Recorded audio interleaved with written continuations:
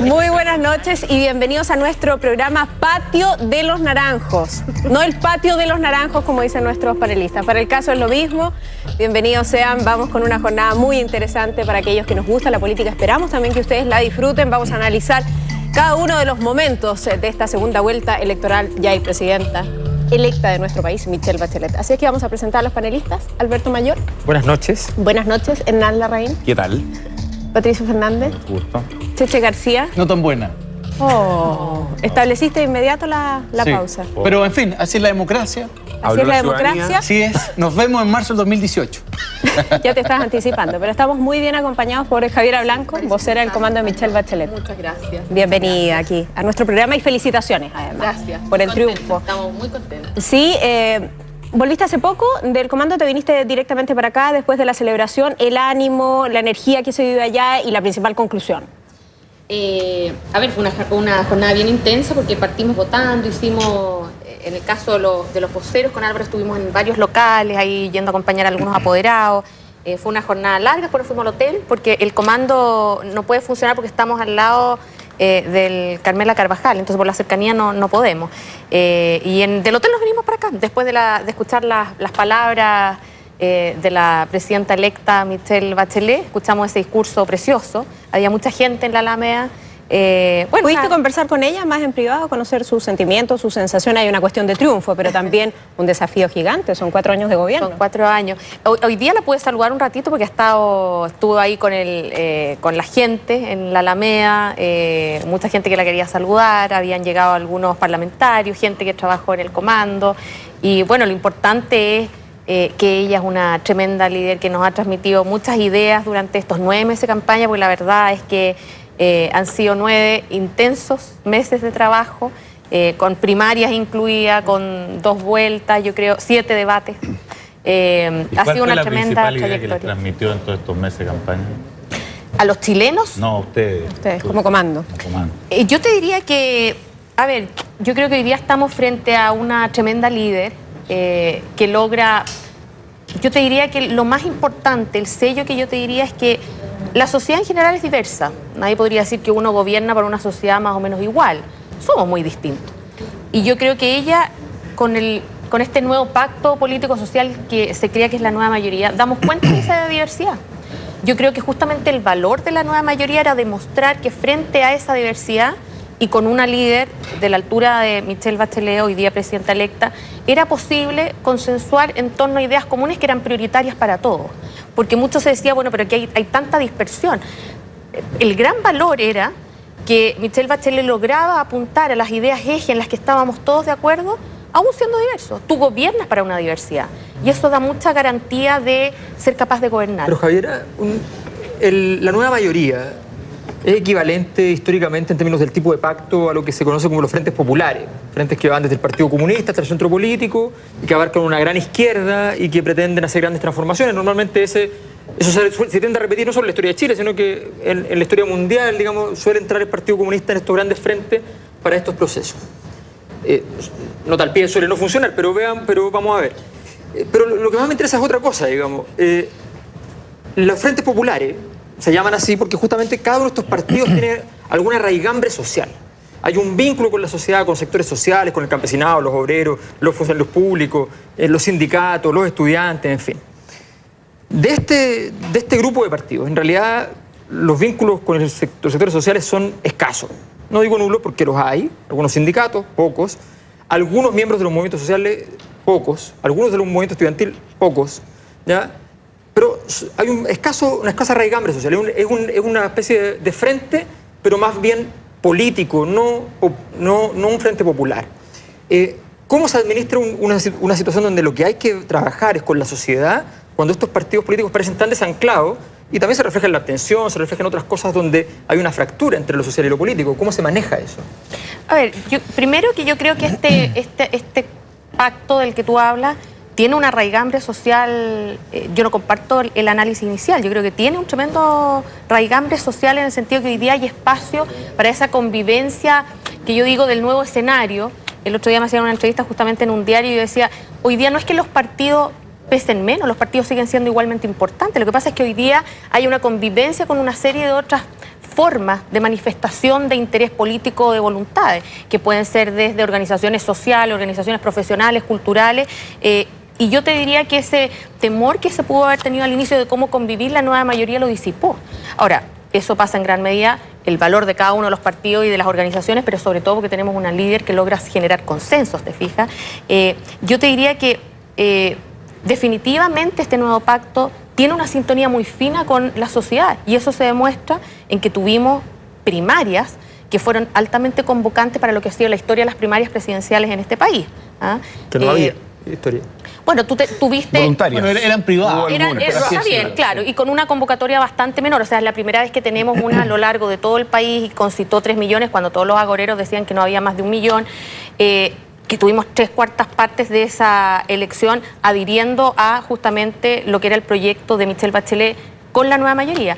En la primera vuelta también, te fijas, tuvimos una adhesión mayoritaria y hoy día casi 63% es abrumador. Entonces, no se podría explicar tu análisis desconectado de una sociedad que mayoritariamente opta por él. O sea, hay una coincidencia entre las aspiraciones hoy día que tiene la gente y el proyecto que lidera Michelle Bachelet y la nueva mayoría, que me parecen muy finas y que más allá de lo que te pueda decir yo, los datos hablan por sí solos. Pero los votos individuales no tienen nada que ver con sectores sociales. Hagamos la salvedad que los actores colectivos son otra cosa, pero los votos individuales, hoy día cuando la gente va a votar, lo que hace es votar por un proyecto que lo representa, un proyecto que es liderado por Michelle Bachelet, pero en el cual hoy día tenemos representantes de partidos y representantes de organizaciones.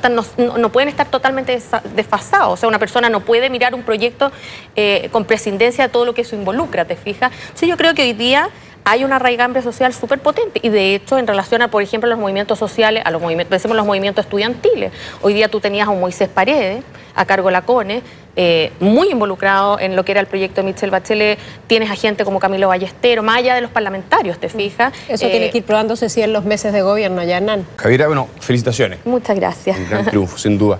Me llama la atención el discurso de Michelle Bachelet. Creo que si algo aprendimos en el gobierno de Sebastián Piñera y algo que también él ha reconocido fue la sobreexpectativa que se generó durante la campaña y en los primeros meses de gobierno.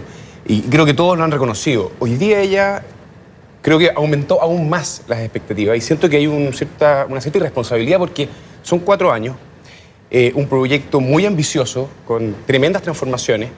Y no veo, digamos, necesariamente que haya capacidad para hacer todo lo que está sobre la mesa. ¿No crees tú que hay una pequeña irresponsabilidad y que las expectativas más bien deberían moderarse? Mira, yo creo que para nada. Yo creo que hoy día lo que tuvimos en el discurso de Michelle Bachelet de partida es un discurso tremendamente unitario. ¿Ah? Ella misma lo decía, hoy día ella no solo agradece a quienes estuvieron con ella, a quienes se sumaron en segunda vuelta, sino que el concepto muy claro de que gobernar implica gobernar para todos y todas. Ahora, este análisis, esta pregunta que tú me haces, yo la vengo escuchando desde que partió la campaña. ¿Ah? Y en ese minuto... Bueno, sí, pero parece que el sentido común indica que es una pregunta razonable. Es que te lo digo, ¿sabes por qué? No porque haya estado no presente, sino porque se le ha dado respuesta desde el inicio de la campaña.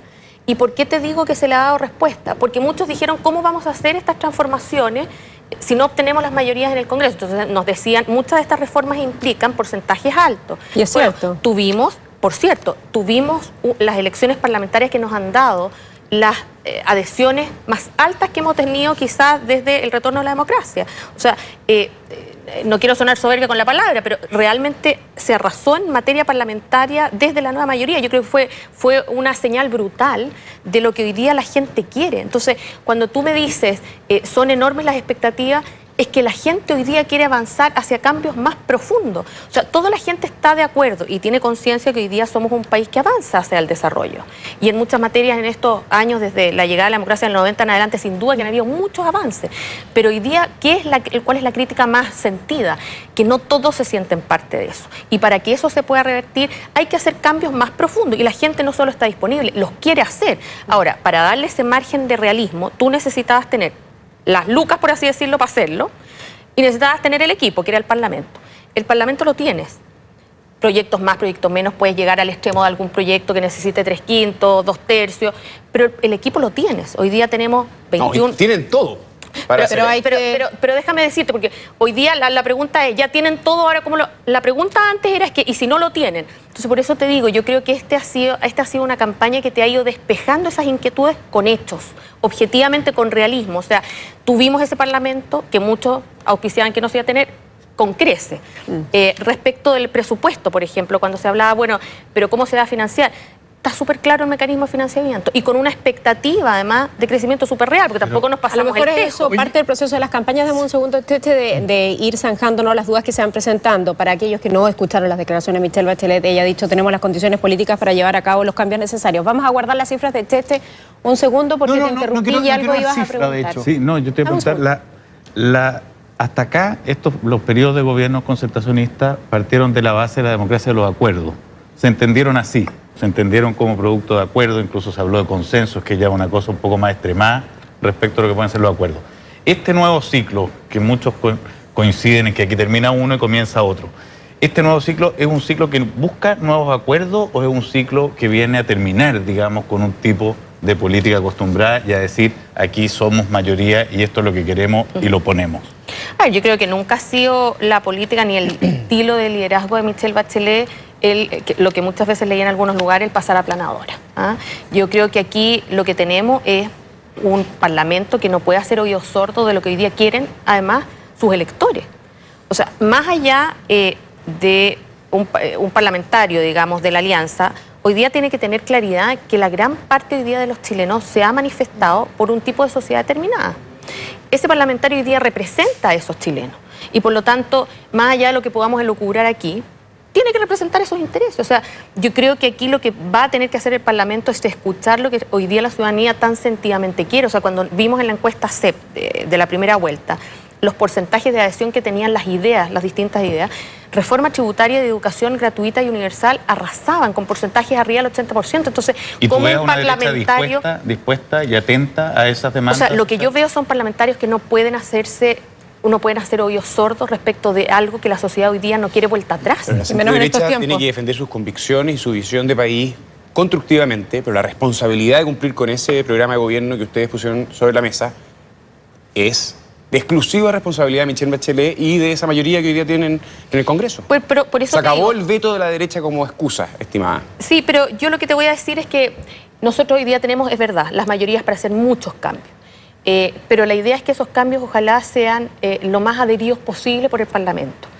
Podemos hacerlo sin duda, hoy día tenemos las votaciones y los quórums necesarios para hacerlo, pero yo estoy segura que muchos de los parlamentarios también, no necesariamente de la nueva mayoría, que no son de la nueva mayoría, ya han dicho además que quieren avanzar en estas materias en el sentido que lo ha puesto la presidenta Michelle Bachelet, no siendo de la nueva mayoría, tenemos varios casos, incluso tenemos al senador Horvath, el mismo senador Bianchi también se ha manifestado a favor de muchas de estas ideas. Entonces, yo te diría hoy día que más bien en el mundo del Parlamento, teniendo las mayorías necesarias para hacer estos cambios, lo que vamos a ver es una votación seguramente mucho más allá de la votación de la nueva mayoría, que me parece fantástico que así sea, porque quiere decir que vamos a tener un Parlamento que cada vez escucha más a la sociedad, a su ciudadanía que es representada. Bueno, y la idea también es escuchar tenemos el piso distintas mínimo voces. De saber que los cambios los podemos hacer porque tenemos el porcentaje. Lo que uno espera como sociedad es que los parlamentarios sean representantes reales de una sociedad que hoy día, mayoritariamente, lo que nos ha dicho es que quiere avanzar hacia los proyectos que ha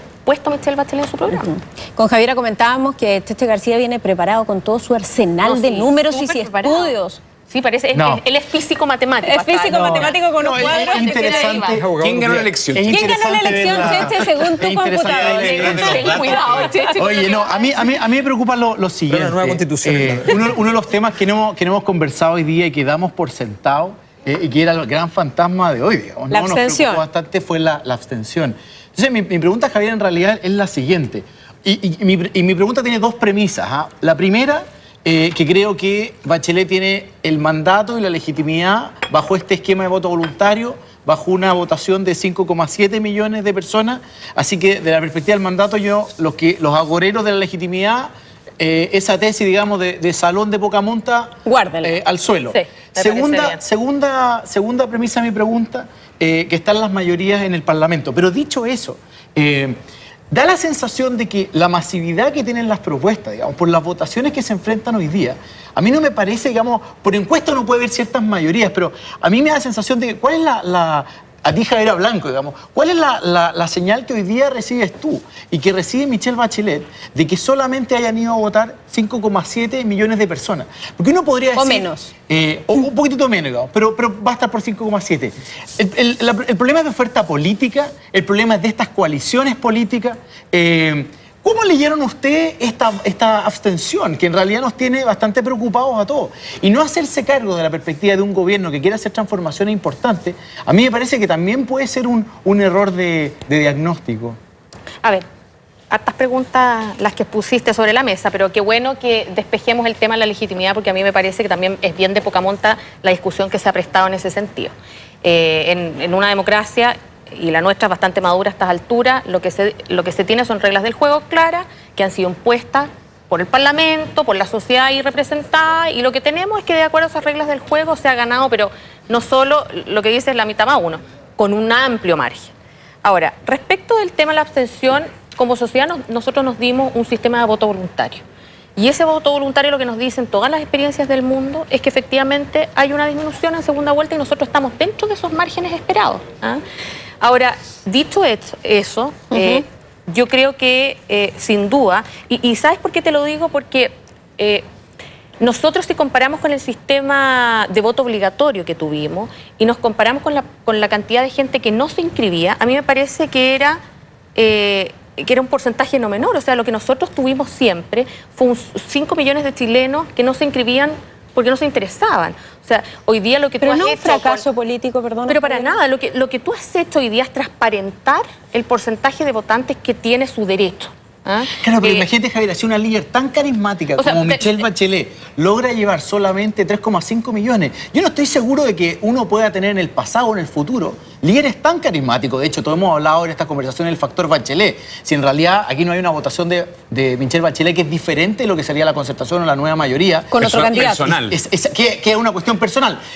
Los votos parlamentarios nos dijeron que tal vez no, porque en realidad la nueva mayoría sacó un montón de votos. Pero si ni siquiera Michelle Bachelet logra llevar más de 3,5 millones de personas, yo creo que aquí tiene una reflexión profunda para el futuro. Voy a grabar la parte del CC Y más allá de Chile y las circunstancias políticas chilenas, yo creo que es muy ciego pensar que el tema de la abstención se termina con lo que pasa en Chile en las circunstancias nacionales, porque tiene que ver con cambios en la representación. O sea, las nuevas tecnologías han llevado a la gente a sentir que se manifiesta de otro modo. El tema de la abstención es un tema que no ronda solo acá, aquí lo estamos viendo. Tenemos esas circunstancias más las nacionales, digamos. Pero yo creo Pato, estoy completamente de acuerdo contigo, súper grande y súper interesante. Excepto que los que hoy día nos piden volver al voto obligatorio nos han tirado cifras de que en el fondo echan abajo esa tesis.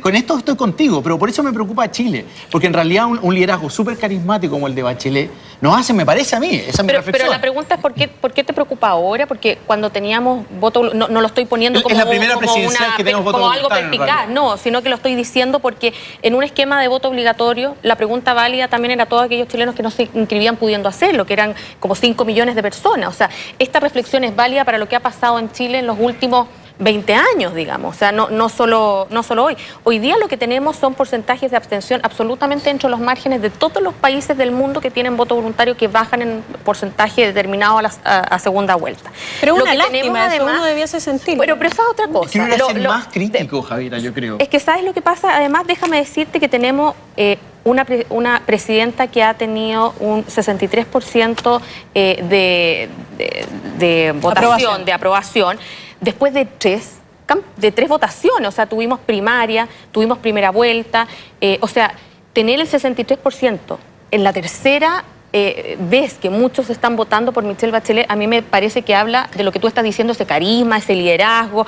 Ahora, la pregunta que tú haces, Soledad, a mí me parece que, bueno, discutámosla, pero es válida para hoy, para hace 20 años, que es cómo hoy día la política seduce más al ciudadano. Y bueno, perfeccionemos el contexto de voto voluntario. Hay muchos países que han puesto sobre la mesa muchos elementos y alternativas justamente para facilitar este sistema justo. Yo tengo que reivindicar los abstencionistas, por favor. Alberto, Por favor, Alberto. por favor. Permítame. Adelante.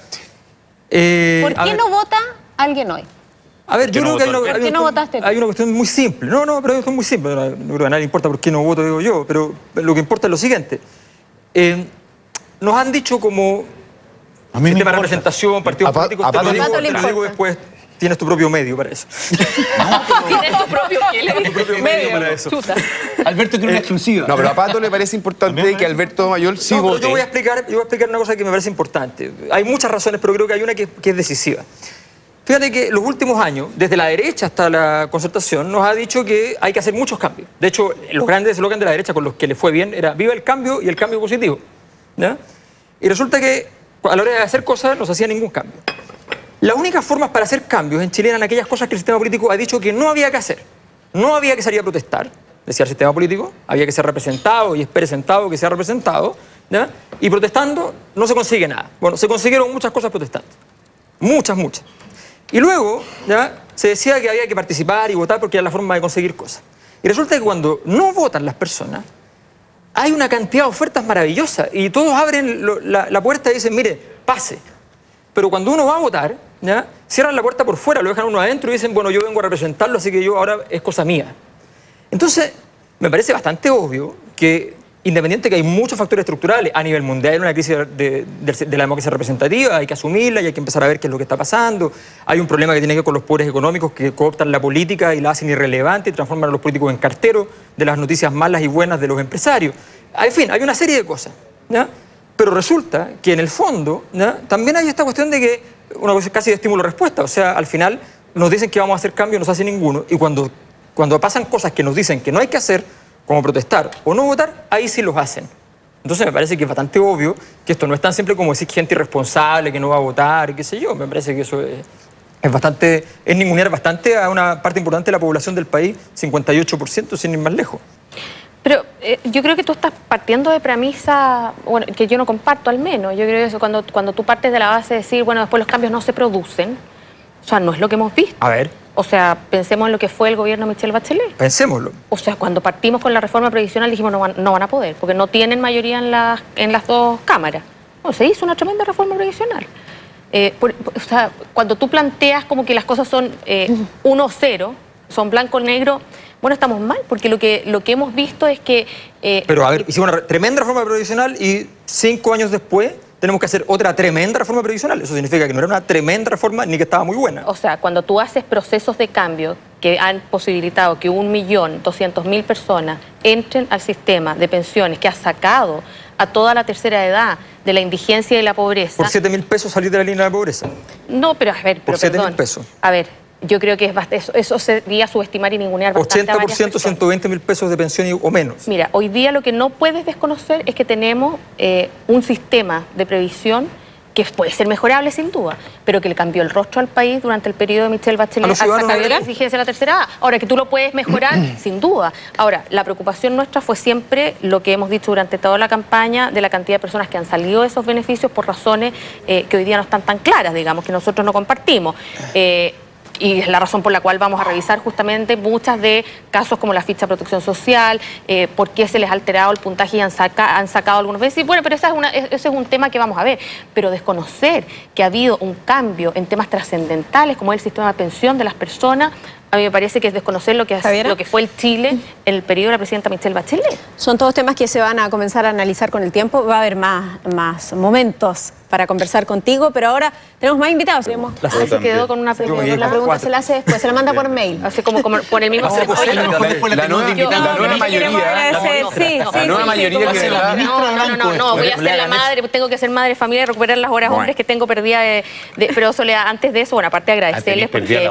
las horas madre, hora esposa, Hora familia. Hora trabajo, sería hora ciudadano. horas todo, pero simplemente sabes Poca hora que hombre. más allá del análisis que hacemos, no puedo dejar de ocupar tus pantallas para decir que hoy día nos sentimos muy contentos por un triunfo que ha sido muy hermoso, una campaña que ha sido limpia. Yo creo que el liderazgo de Michelle Bachelet hoy día es un liderazgo que se puede decir que a todas luces nunca ha tenido una palabra de descalificación para nadie, que estamos en la tercera vuelta, hay que pensar que pasamos primarias, primera vuelta, segunda vuelta, y seguimos logrando seducir al electorado un 63%, porque hoy día Michelle Bachelet yo creo que representa lo que todos los chilenos y chilenas quieren, que es cambiarle el rostro al país. Así que muy contenta. Habla como por vocera, eso. ¿sí?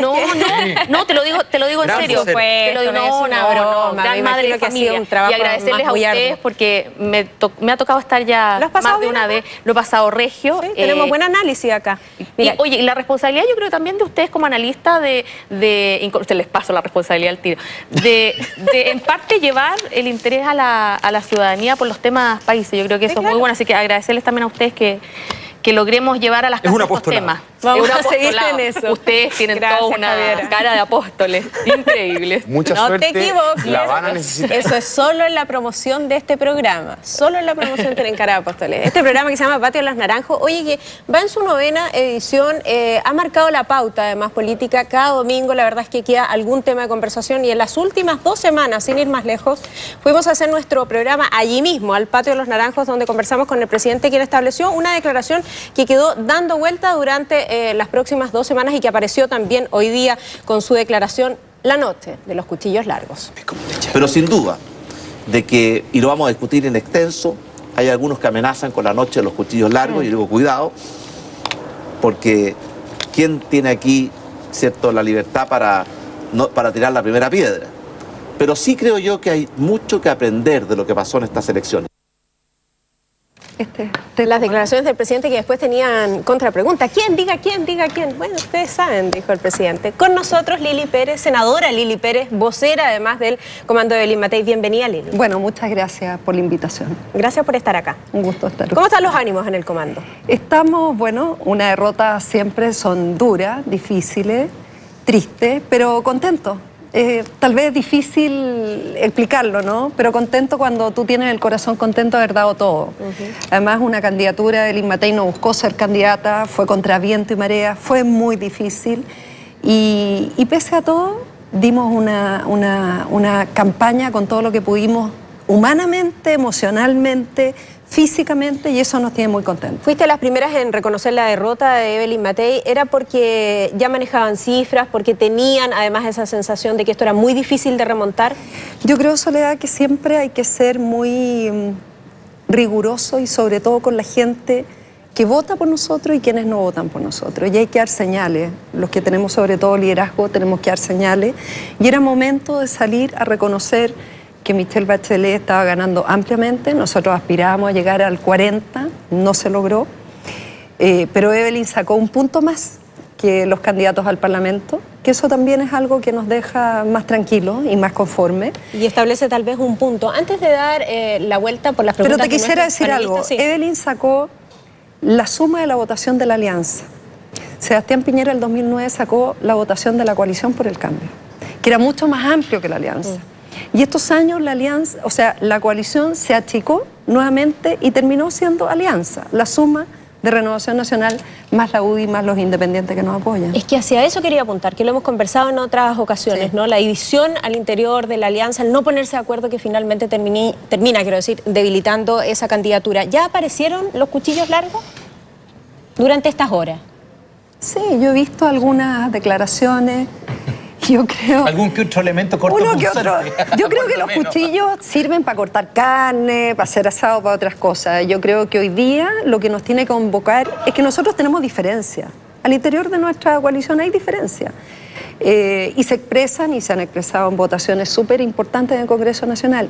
Pero también creo que hoy día llegó el momento de rearmarnos, de reorientar nuestro liderazgo, de asumir un liderazgo al interior de nuestra coalición, volver a engrandecer nuestra coalición también y obviamente no hacerle el quite a lo que viene.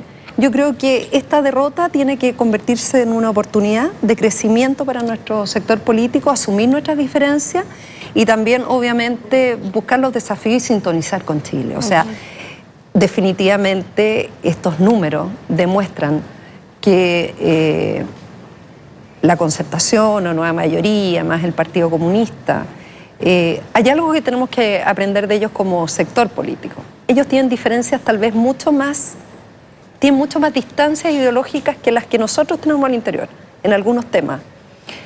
Pero ellos han tenido la capacidad, y la tuvieron durante muchos años, y cuando la perdieron al gobierno. Porque sus conflictos superaron su aspiración de poder. Y en este momento nosotros hemos perdido esa capacidad. Y yo creo que eso es algo que nosotros tenemos que recuperar para los próximos años. Claro, porque muchas veces la alianza lava sus paños sucios. O sea, muchas veces. Muchas veces. Todo el rato. Frente a los medios de comunicación. Por eso durante 4 años. Durante 4 años los quiero invitar a ver estas declaraciones para que comentemos. Hay que buscar qué cosas hemos hecho mal, qué responsabilidades tenemos los que han estado conduciendo estas materias. ¿Cuál fue nuestro peor error? La incapacidad de comunicar todo lo mucho que se ha hecho en estos años. Y en segundo lugar, una falta de unidad que francamente afectó mucho el trabajo que se ha realizado este tiempo. Lo que sobró fue que hicimos 3 elecciones seguidas y al final la gente se cansó. Se debió haber respetado el proceso de las primarias. De la noche, los cuchillos largos, cortos, medianos, yo no tengo ese lenguaje. Yo creo que es el momento de la reflexión. Obviamente, después de 4 años de un gobierno, no es una buena noticia para ese gobierno ni para nadie. Cheche. Oye, lo primero es felicitar a la Lili, no solamente por su rol de vocera, sino por el diseño en la segunda vuelta. Uno de los datos que probablemente no tengamos a mano hoy día, pero que es bueno mirar, es que Evelyn Matei en la segunda vuelta fue capaz de sumar 500.000 votos más. Y Michelle Bachelet sumó entre 430.000 y 450.000, que no es poca cosa, ¿eh? Así que ojo con ese número. Obviamente no hace que no sea muy contundente la derrota, pero hace que la capacidad de movilizar votos en segunda vuelta, en el diseño de segunda vuelta que hizo la alianza, fue muy interesante. Pero la pregunta obvia, a la luz de las cuñas que tenemos ahí, es: ¿la gente está cansada de haber ido a votar 3 veces o la gente está cansada de la oferta política que la centro-derecha le está entregando hoy día? No, yo creo que en nuestro sector político ha faltado unidad y han sobrado personalismo y ego. Eso es lo que yo creo que ha pasado. Entonces, cuando tú tienes que falta unidad y sobran ego y personalismo, aquí tienes el resultado. Esto no es resultado de una mala candidata. Este no es el resultado de una campaña solamente, este es el resultado de un sector político. Y aquí hay responsabilidades, por supuesto, pero endosarle, por ejemplo, a un gobierno es como que alguien le endosara la derrota de Frei a Michelle Bachelet el año 2009. Nadie podría decir que fue una derrota de Michelle Bachelet cuando ellos pierden el gobierno del 2009 con los niveles de adhesión y popularidad que ella tenía, y Eduardo Frei no anda ni por lejos en ese resultado. Pero ¿cómo, Lili, uno puede avanzar en renovación? Porque cuando uno mira las experiencias de otra centro-derecha, la española fue a los combos, digamos. La de Cameron también fue a los combos con Thatcher. Y en realidad, a nosotros en este programa, el presidente Piñera dijo: a mí me encanta la renovación, pero los muchachos de la sub-40 se la tienen que ganar, ¿no? Y tú eres parte de esa generación. Entonces la pregunta es: ¿uno va a hacer, como diría Fernando Atria, una renovación en la centro-derecha, por las buenas o por las malas? ¿Cuál es tu análisis? Yo, por lo que veo, que no me encantaría decir aquí declarativamente que va a ser por las buenas, entera. Pero yo lo veo difícil. Yo creo que va a haber que hacer un quiebre fuerte. Yo creo que tiene que venir una crisis profunda, una profunda reflexión. Tiene que haber un congreso ideológico. Yo puedo hablar por el partido al que yo pertenezco, he pertenecido siempre, que es Renovación Nacional. Tiene que haber una profunda reflexión de qué lado de la vereda estamos. O sea, yo soy de centro derecha porque creo en el respeto de los derechos humanos, porque combato los temas de discriminación, y porque también creo en la libertad de emprender, creo en la economía abierta, pero creo en la fiscalización, creo en la regulación. O sea, creo que tiene que haber una mayor sintonía con realmente cuáles son los problemas. O sea, el mundo cambió, Chile cambió, y parece que hay muchos que no se han dado cuenta. ¿Eso implica la salida de Carlos Larraín? Mira, no solamente la salida de una persona en particular. Pero de él en particular. Yo creo que hay muchos como él dentro de las directivas de ambos partidos que han dicho que van a dar un paso al costado y yo creo que sería sano que lo hicieran. Porque, a ver, la noche de los cuchillos largos había nacido para referir dramática y narrativamente al momento en el cual, por decir alguien, Carlos Larraín, Jovino Novoa, ¿ya? Como grandes factotum, afilaban durante esta noche los cuchillos para mañana, entre otros, ajusticiar al presidente. Pero lo que tú nos estás diciendo es que ellos, cuando entren a la escena, van a toparse con la novedad de que hay cuchillos al otro lado y que son ellos los candidatos a salir de escena. Entonces, va a ser interesante porque esto significa que no solamente hay cuchillos largos, sino que además va a haber un enfrentamiento. Porque evidentemente son ellos los que tienen que llegar aquí a pasar la cuenta y a decir que todo este proyecto que se hizo un poco a sus espaldas, digamos, con un gobierno que anduvo por la suya, ya terminó en este desastre. Y resulta que no, que se les va a decir, no, ustedes son los principales responsables. O sea, esto queda un buen rato entonces de cuchillos. A ver, yo novela, opino absolutamente distinto a ti. Tú planteas que es un desastre este gobierno, yo no lo veo así.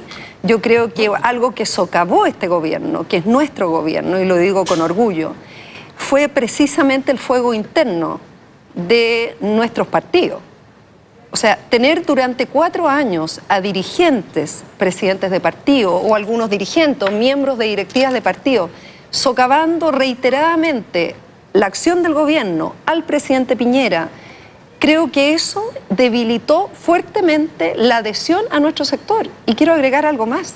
Durante la campaña presidencial, nosotros teníamos un diseño de temas, de agenda, de temas súper atractivos con la juventud, con mujeres, con mucha gente, para cosas bien revolucionarias, ideas bien realmente modernas en todo sentido de la palabra y muy distintas para la derecha más que uno está acostumbrado, digamos.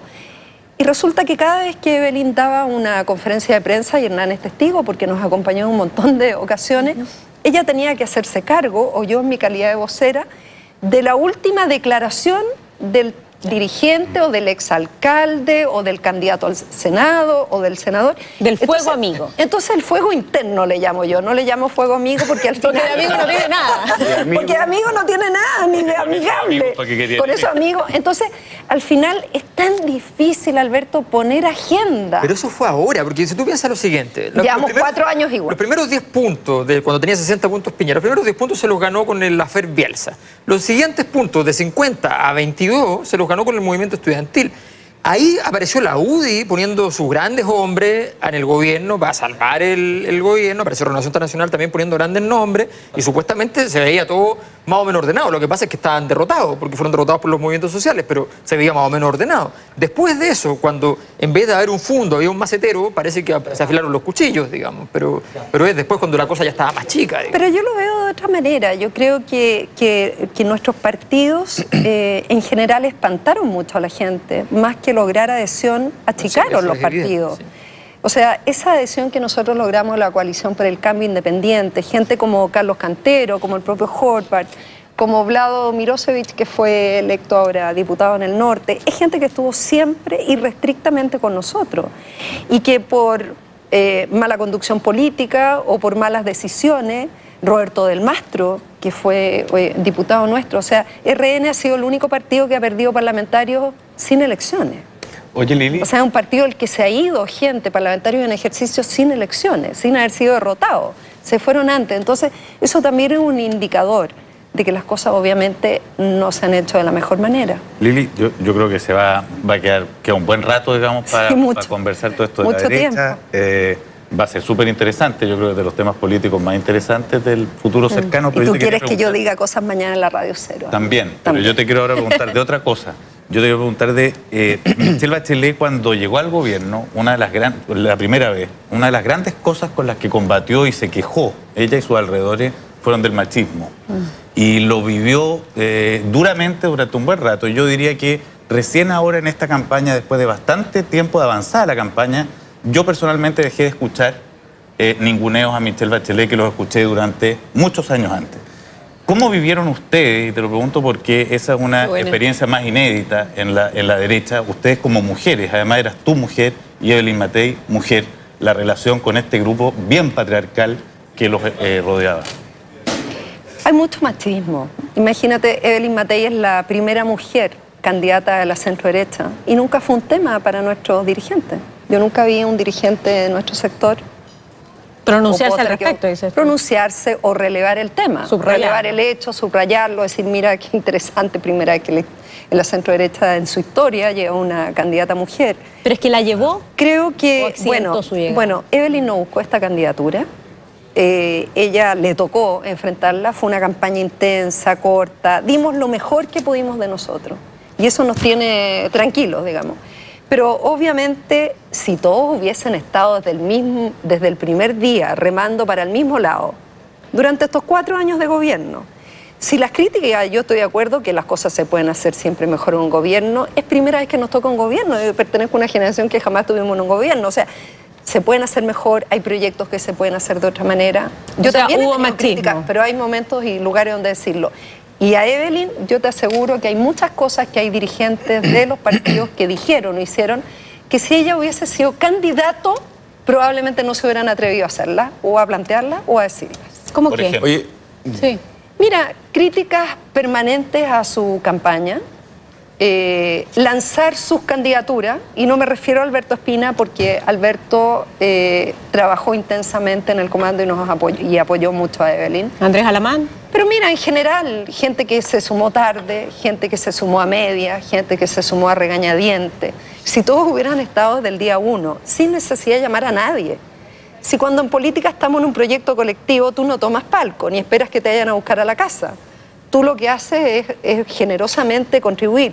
Por eso yo creo que lo que viene ahora, Evelyn todavía no ha dimensionado algo que ha hecho que es súper bueno, súper positivo para lo que viene. Porque hoy día no es el momento que vamos a definir, sino el tiempo que viene por delante. Y eso bueno que tiene es que yo creo que abrió la puerta, que no se va a volver a cerrar, para que nuevas generaciones, como bien decía Cheche. Pero se le abrió poco a las mujeres. Pero déjame decir algo, Patricio. Yo creo que lo importante ahora es que esto ya no tiene vuelta atrás y que lo importante es que, pese a nuestras diferencias, yo puedo tener diferencias con diputados de la UDI, pero nos tenemos cariño, hay lealtades, en este comando se generaron con gente independiente, con mucha gente, un cariño, una lealtad muy grande, que nosotros no heredamos eso de las generaciones que nos preceden. Al revés, las generaciones que nos preceden, yo creo que hay mucha bronca, hay mucha rabia, hay resentimiento entre muchos de ellos, hay historias muy duras y eso también impidió de alguna forma enfrentar el gobierno en forma positiva, sino que hubo siempre muchas cuentas pendientes. Y yo creo que a nosotros nos corresponde sacar también, no solamente convertir esta derrota en una oportunidad, sino sacar también lecciones positiva para el futuro. ¿Y no se crearon ahí, perdón, o criaron liderazgo femenino, como decía Pato? O sea, Evelyn Matei no fue una candidata mujer, por supuesto, entiende lo que quiero decir. No, sí, reconocida como tal, o sea, no la llevaba, no era un plus para su grupo el que fuera mujer, tú misma lo acabas de decir.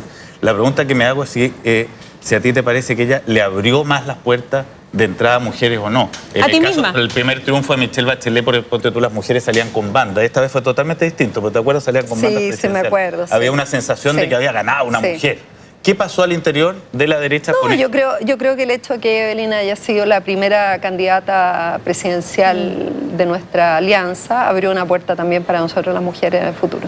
¿Y para ti en lo particular? Yo en lo personal no tengo ninguna ambición presidencial porque los muchachos están todos entre ellos mirándose hace rato. Yo estoy contigo, Lili, que tiene que venir un proceso... Están en la papel y les nace del alma. Tiene que venir un proceso profundo porque la centroderecha vive una derrota potente, ¿cierto? Y son varias las causas que están sobre la mesa para hacerse cargo, digamos. Pero mi impresión es que una de ellas, y tú levantabas el punto, es que tenemos dos partidos que son bastante homogéneos, bastante parecidos. Y vemos, en cambio, en la llamada nueva mayoría, una gran diversidad y la administración de una gran diversidad.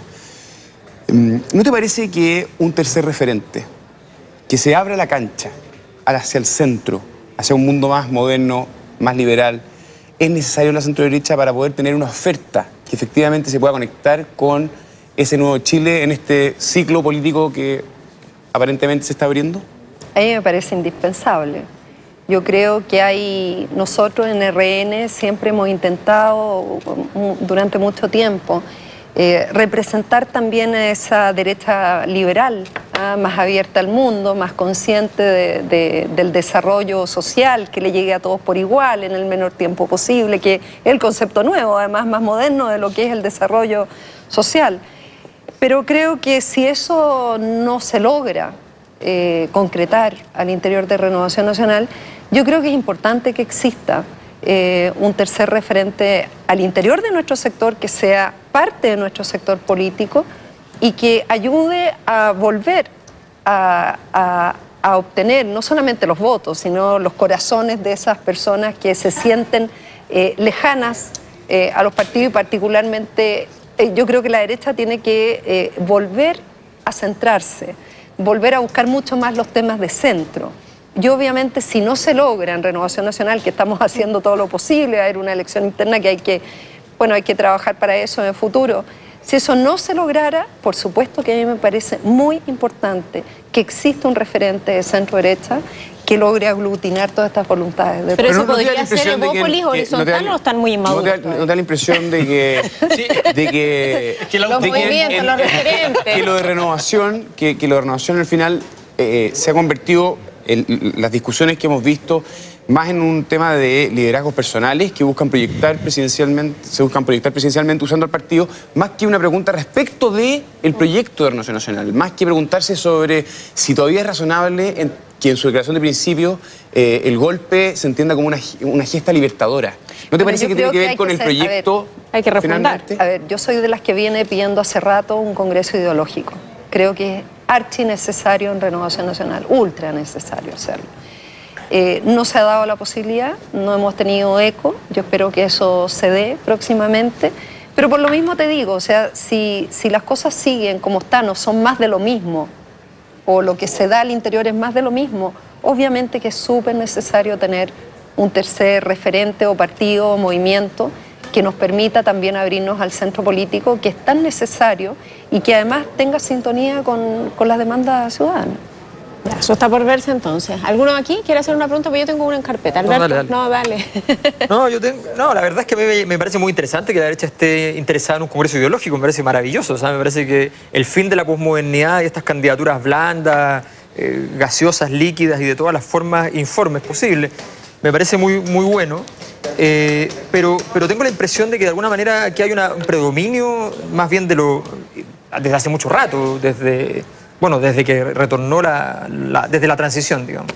Hay una tendencia bastante grande a lo cosmetológico y no a lo ideológico. Entonces, ¿cómo salir de esta tendencia a decir que los problemas son comunicacionales? Aquí mismo tú lo has dicho, en general se dice no hemos sabido comunicar cosas, tenemos problemas con los liderazgos. Es que Alberto, con el voto voluntario no hay escapatoria. Es el gran tema. El vínculo con los procesos sociales que está viviendo Chile es como nulo. Yo escucho a la derecha y es como que aquí no ha pasado nada, o sea, aquí han cambiado valores fundamentales, aquí hay cosas que son muy distintas. ¿Cuándo yo dije que era por un tema de comunicar? Yo no dije eso. No, en general la tesis de la derecha es que esto es un tema completamente... Es que yo no estoy de acuerdo con eso, de que sea un tema de falta de haber comunicado bien las cosas.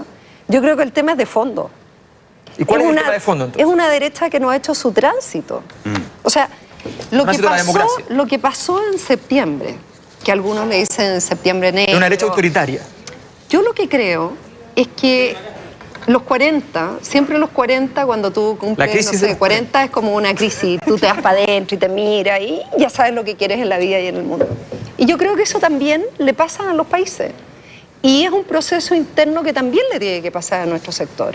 ¿A qué lado de la vereda estamos? O sea, yo les digo de verdad, cuando vimos que el presidente Piñera anuncia el cierre del penal Cordillera, yo me sentí orgullosa.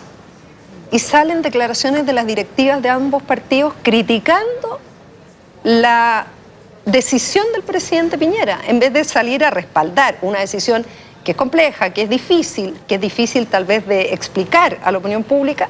Evelyn Matei obviamente salió a respaldar, pero no por un tema político, sino que nosotros lo hicimos con convicción. Hernán también tenía la misma convicción, pero cuando tú ves las directivas de tu partido, la verdad es que es una cosa tocante y por eso... ¿Por qué no se van? Es mucho más de fondo. Sí. ¿Sabes por qué? Porque cuando tú has estado ahí desde la JRN, desde la juventud, desde cabros chicos en el fondo, tú siempre crees y tienes ese idealismo que desde dentro tú puedes cambiar las cosas. Empieza ahora a trepidar ese en idealismo. serio. Empieza a dudar, Y te empieza a cansar, por supuesto que sí. Porque o sea, yo saliendo una campaña, yo claro, reconozco que han sido agotadora. esfuerzos duros. Y titánicos a veces. Titánicos. Nosotros trabajamos primaria. Mira, hace 4 años tuve mi candidatura a senadora, yo no me fui de vacaciones, al otro día asumí como ser Sebastián Piñera el presidente y me fui a recorrer el país. Ganamos la elección. Después estuvimos trabajando intensamente para la instalación de todo lo que era el gobierno en las regiones. ¿Ah? Después tuvimos todo lo que venía después la preparación de las primarias. En mi región ganamos con nuestro candidato, que era Andrés Alamán. Después tuvimos en las municipales. Y ahora esta campaña. Y ahora esta campaña. La verdad es que no ha habido mucho tiempo de respirar, pero llegó el momento, llegó la hora de la verdad. Y ver en qué lado de la vereda está cada quien. Por eso yo digo, mira, nuestros principios... Impulso a la empresa privada, por supuesto, al libre emprendimiento, a la libertad de enseñanza, pero yo al menos no creo en el negociado de la educación. Yo voté en contra del lucro con fondos del Estado. Por lo mismo... Y tuve muchas críticas de gente de mi sector y de diarios que en los editoriales me descalificaron por mi actitud, cuando hoy día nadie se atrevería a defender el lucro con fondos públicos. Pero hace 1 año y medio sí. Entonces tú dices, ¿por qué? Pero si ahí es obvio. O sea, el movimiento estudiantil hizo un aporte y también nos hizo abrir los ojos frente a realidades con materia de la educación pública que hay que saber ver y hay que saber leer bien. Nos quedamos con esas ideas. Yo creo que a nuestro sector le falta mirar y acercarse bien a todos los temas. Y eso no quiere decir renunciar ni a las ideas ni a los ideales.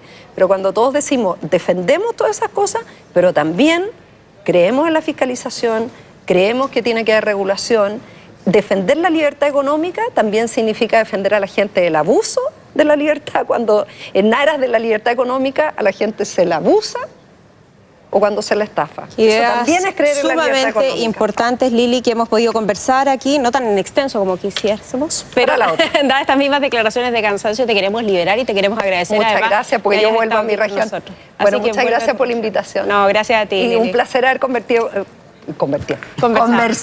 No con nos todos alcanzamos a convertir, ustedes. No te alcanzamos. No me alcanzaron a convertir.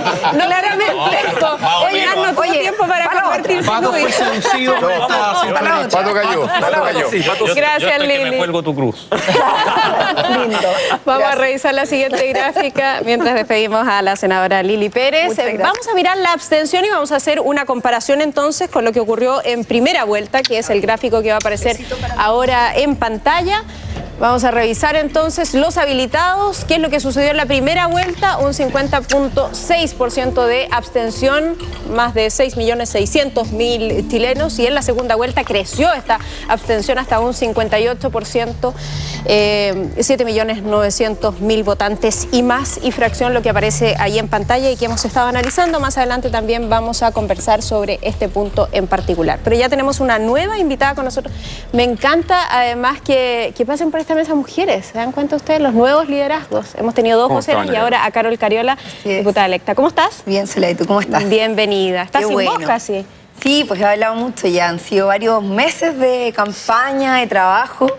Y la verdad es que aparte de ser un poco ronquita, bueno, se va desgastando la voz. ¿Y cómo fue el remate final ahora? Hace algunas horas o hace Bueno, algunos minutos. que Bien, viniste hasta bien acá. contenta. Estábamos ahí en el hotel con la presidenta electa, compartiendo algunas impresiones respecto de la participación, respecto de, bueno, también la emoción de ganar. Ella dio un discurso bastante fuerte, donde reafirmó con mucha convicción los compromisos asumidos previamente a la campaña. Y eso para nosotros, la verdad es que fue una señal muy importante. Carol, siendo dirigente y con una mano en el corazón, ¿querías que ella fuese la presidenta? Sí, claro que sí.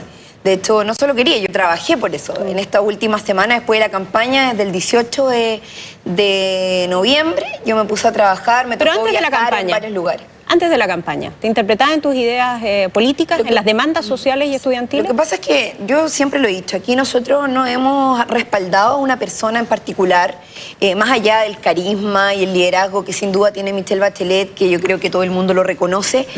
Lo que nosotros respaldamos como Partido Comunista, lo digo, fue un programa del cual fuimos parte de su construcción, de su elaboración, y por supuesto que quería que ese programa ganara con un respaldo importante, y este 62% es un reflejo reflejo de que hay una parte importante de la ciudadanía que respalda un programa político que es un acuerdo, además que no fue fácil de llegar. O sea, imagínate, entre la democracia cristiana, el Partido Comunista, ya que siempre hacen esa dicotomía, no fue fácil ponernos de acuerdo respecto a algunos puntos, pero hoy día hay un programa unitario, lo defendimos, lo llevamos adelante y eso la ciudadanía lo valoró tremendamente y ese es el resultado que tiene Michelle Bachelet en esta elección. Caballeros. Yo tengo, yo tengo serias dudas respecto a esto, desde el siguiente punto de vista, porque lo último que he escuchado del programa de Bachelet, que cada vez vamos sabiendo un poquito más y qué sé yo, particularmente en el tema de educación, me parece que es bastante distinto a lo que yo he escuchado del Partido Comunista. Yo he ido bastante constantemente a la fiesta de los abrazos del partido, he escuchado a los líderes ahí a ver qué pasa. De hecho, nos ha tocado exponer juntos. Nos ha tocado exponer juntos, hemos comido choripán y todo eso. Y la verdad es que... Caldillo de congrio. Caldillo de congrio. Eso es el año nuevo. Eso el año nuevo. Sí, Claro. Era con Gladys. Entonces, el punto es que yo lo que he escuchado de la reforma educativa, que más o menos se ha perfilado ahora, lo que se sabe ahora, es que básicamente el Estado le va a conceder educación gratuita en todas aquellas instituciones que cumplan ciertos requisitos. 5 requisitos, 6 requisitos. Y nosotros cuando hablábamos en las movilizaciones, hablábamos de educación pública, gratuita, de calidad, ¿no? Sí. Y estamos hablando de educación pública en el sentido público, sin inventos al estilo Brunner de que lo público es todo lo que atiende al público y cosas por el estilo, sino que público, o sea, de provisión estatal, ya, de propiedad del Estado, ya, y alguna que otra cosa de propiedad, comillas, privada, pero que en realidad ha tenido una historia de sentido público, en fin. De eso hablábamos. Entonces me parece que aquí hay una distancia que yo me imagino que el Partido Comunista en su momento va a hacer ver inmediatamente diciendo, bueno, pero esto no se parece mucho a lo que yo me imaginaba por educación gratuita.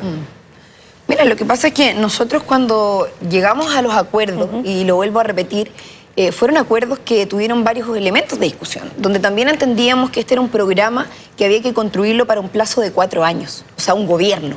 No tiene que ver con la reforma estructural total que nosotros quisiéramos para la educación pública en Chile. O sea, ese es un proceso que es un poquito más largo de 4 años, creo yo. Yo creo que cualquiera de ustedes lo piensa así. O sea, no es una cuestión de sentido común pensar nunca, de que... Nunca es bueno que se haga todo lo que uno quiere. No, y no tiene que ver con hacer todo lo que uno quiere. O sea, nosotros tenemos una aspiración que claramente es muy cercana a lo que el movimiento estudiantil puso sobre la mesa con debates políticos, sociales, muy profundos, donde efectivamente lo que se planteaba es una reforma estructural mucho mayor y que de alguna manera hace que el Estado asuma un rol mucho más protagónico en el modelo de educación en Chile. Pero mientras tengamos un Estado reducido, un Estado limitado, un Estado bajo una lógica o un modelo que lo limita permanentemente en materia económica y en otros temas, sobre todo en temas sociales, difícilmente la reforma que vamos a apoyar adelante es una reforma como la que nosotros pensábamos en un principio.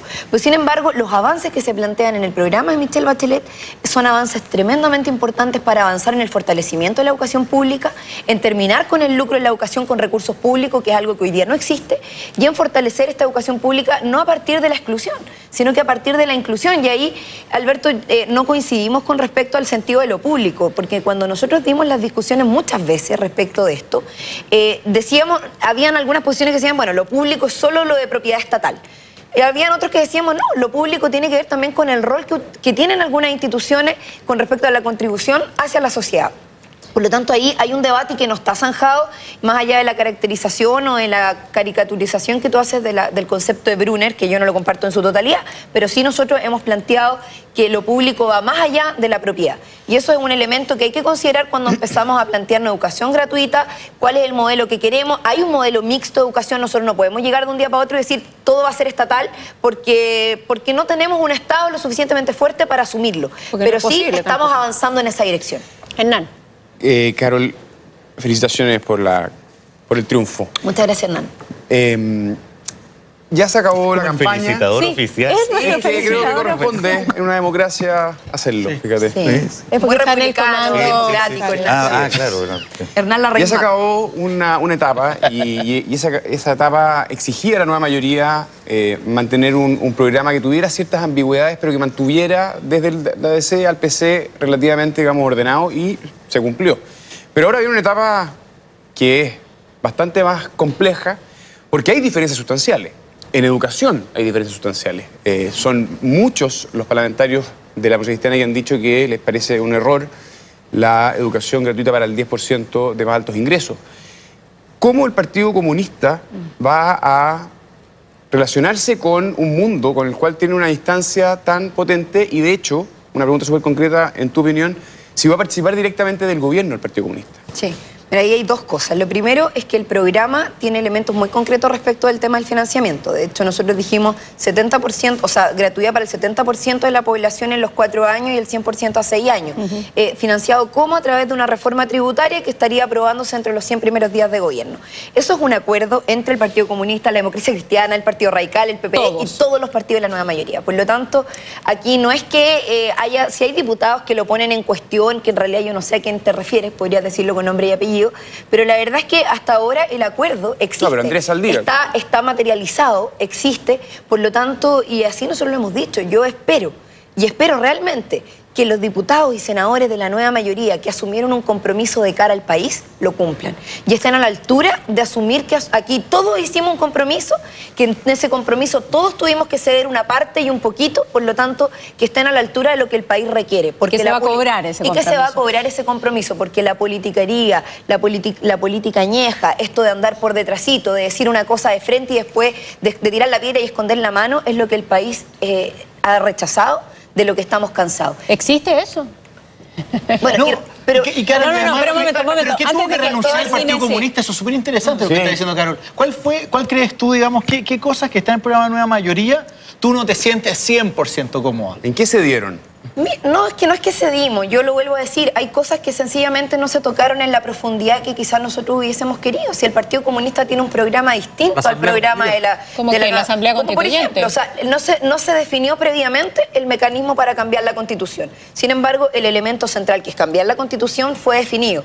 Ahora, nosotros como Partido Comunista, y eso es algo, la historia de este país, y desde por lo menos que recuperamos esta pseudodemocracia, el Partido Comunista ha venido planteando que la forma de cambiar la Constitución es la Asamblea Constituyente. No lo estoy diciendo yo hoy día, en esta época, sino que lo dijo también Gladys Marino en otro momento.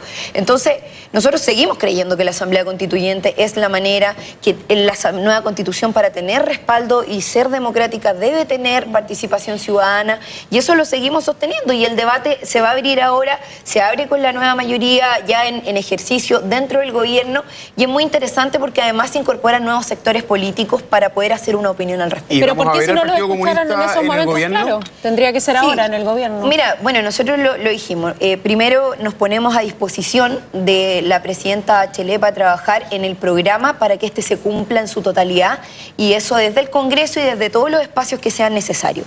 Lo segundo es que para ser parte o no del gobierno significa, si eso significa un ministerio o algún cargo público, qué sé yo, eso no depende de nosotros particularmente. O sea, el Partido Comunista es un partido dentro de la nueva mayoría. Es que esa discusión la vamos a dar el fin de semana en un pleno del Comité Central, donde vamos a tomar la decisión de si aceptaríamos o no un ministerio en el caso de que ¿Cuál es tu posición respecto a lo que debería ser el Lo que he dicho respecto a eso, y en eso yo soy una militante muy disciplinada y siempre lo digo, libertad en la discusión, unidad en la acción, es una premisa básica de nuestra organización, y que en el fondo yo voy a dar mi opinión en el espacio que corresponda, que el Comité Central, yo soy parte del Comité Central del partido. De no aceptarse si ustedes están ya completamente adentro. Bueno, pero es que es una discusión. Es que la DC hizo esa distinción en realidad, porque Ignacio Walker dijo, una cosa es tener un pacto electoral instrumental, y otra cosa, y es interesante porque aquí la DC es la que está poniendo el veto, y una cosa diferente es que hagamos un pacto de gobierno con...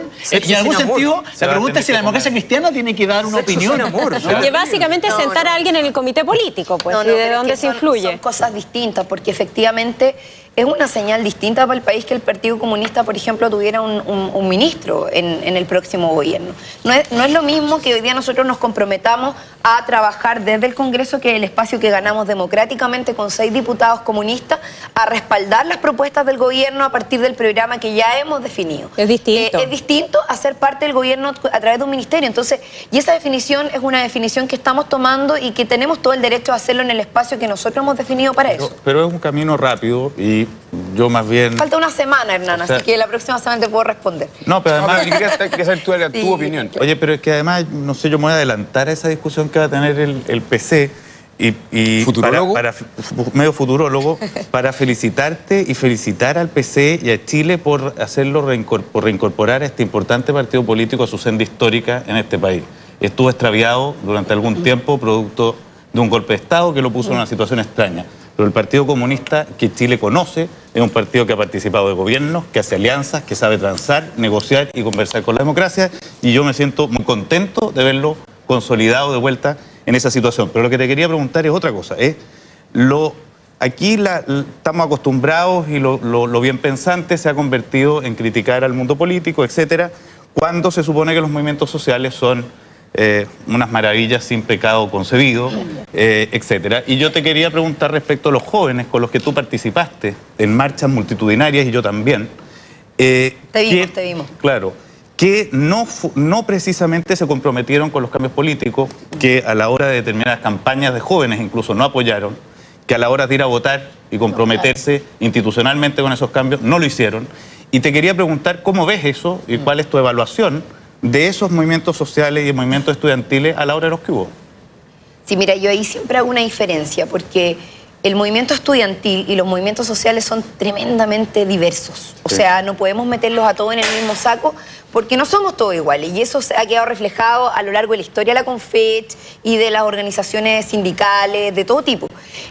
Partiendo por eso, digamos, dentro del movimiento estudiantil hay distintos movimientos políticos, y si tú te das cuenta, varios de estos movimientos políticos que en algún momento renegaban de los procesos electorales, de la participación institucional, terminaron apostando por esa vía también. O sea, vemos hoy día a Gabriel Boric como diputado de la República, Francisco Figueroa, vicepresidente de la FECH, que hoy día llamó a no votar, a no participar, fue candidato a diputado también, quedó fuera.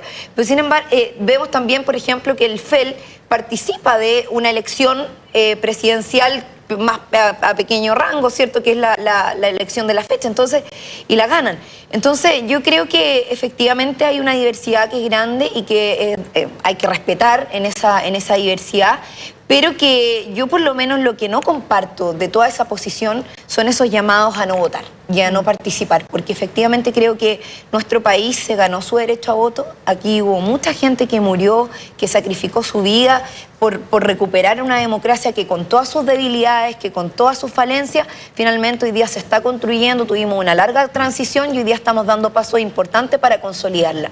Y creo que no llamar a votar por parte de candidatos presidenciales, por ejemplo, también me parece una irresponsabilidad y una falta de compromiso con este país.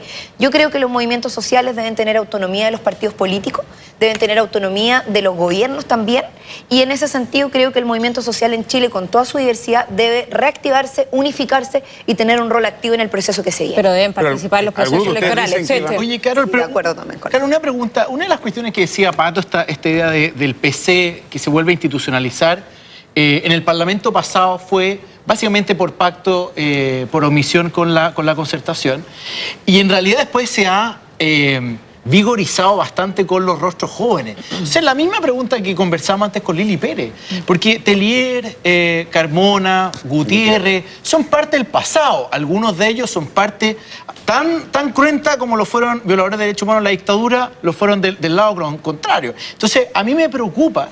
¿Cómo ves tú la renovación de tu partido? No, perdón, es un argumento muy raro. Pero ¿cuál es la... No importa. Mira, hechos de armas hay que condenarlos del lado que venga. Pero la cuestión es...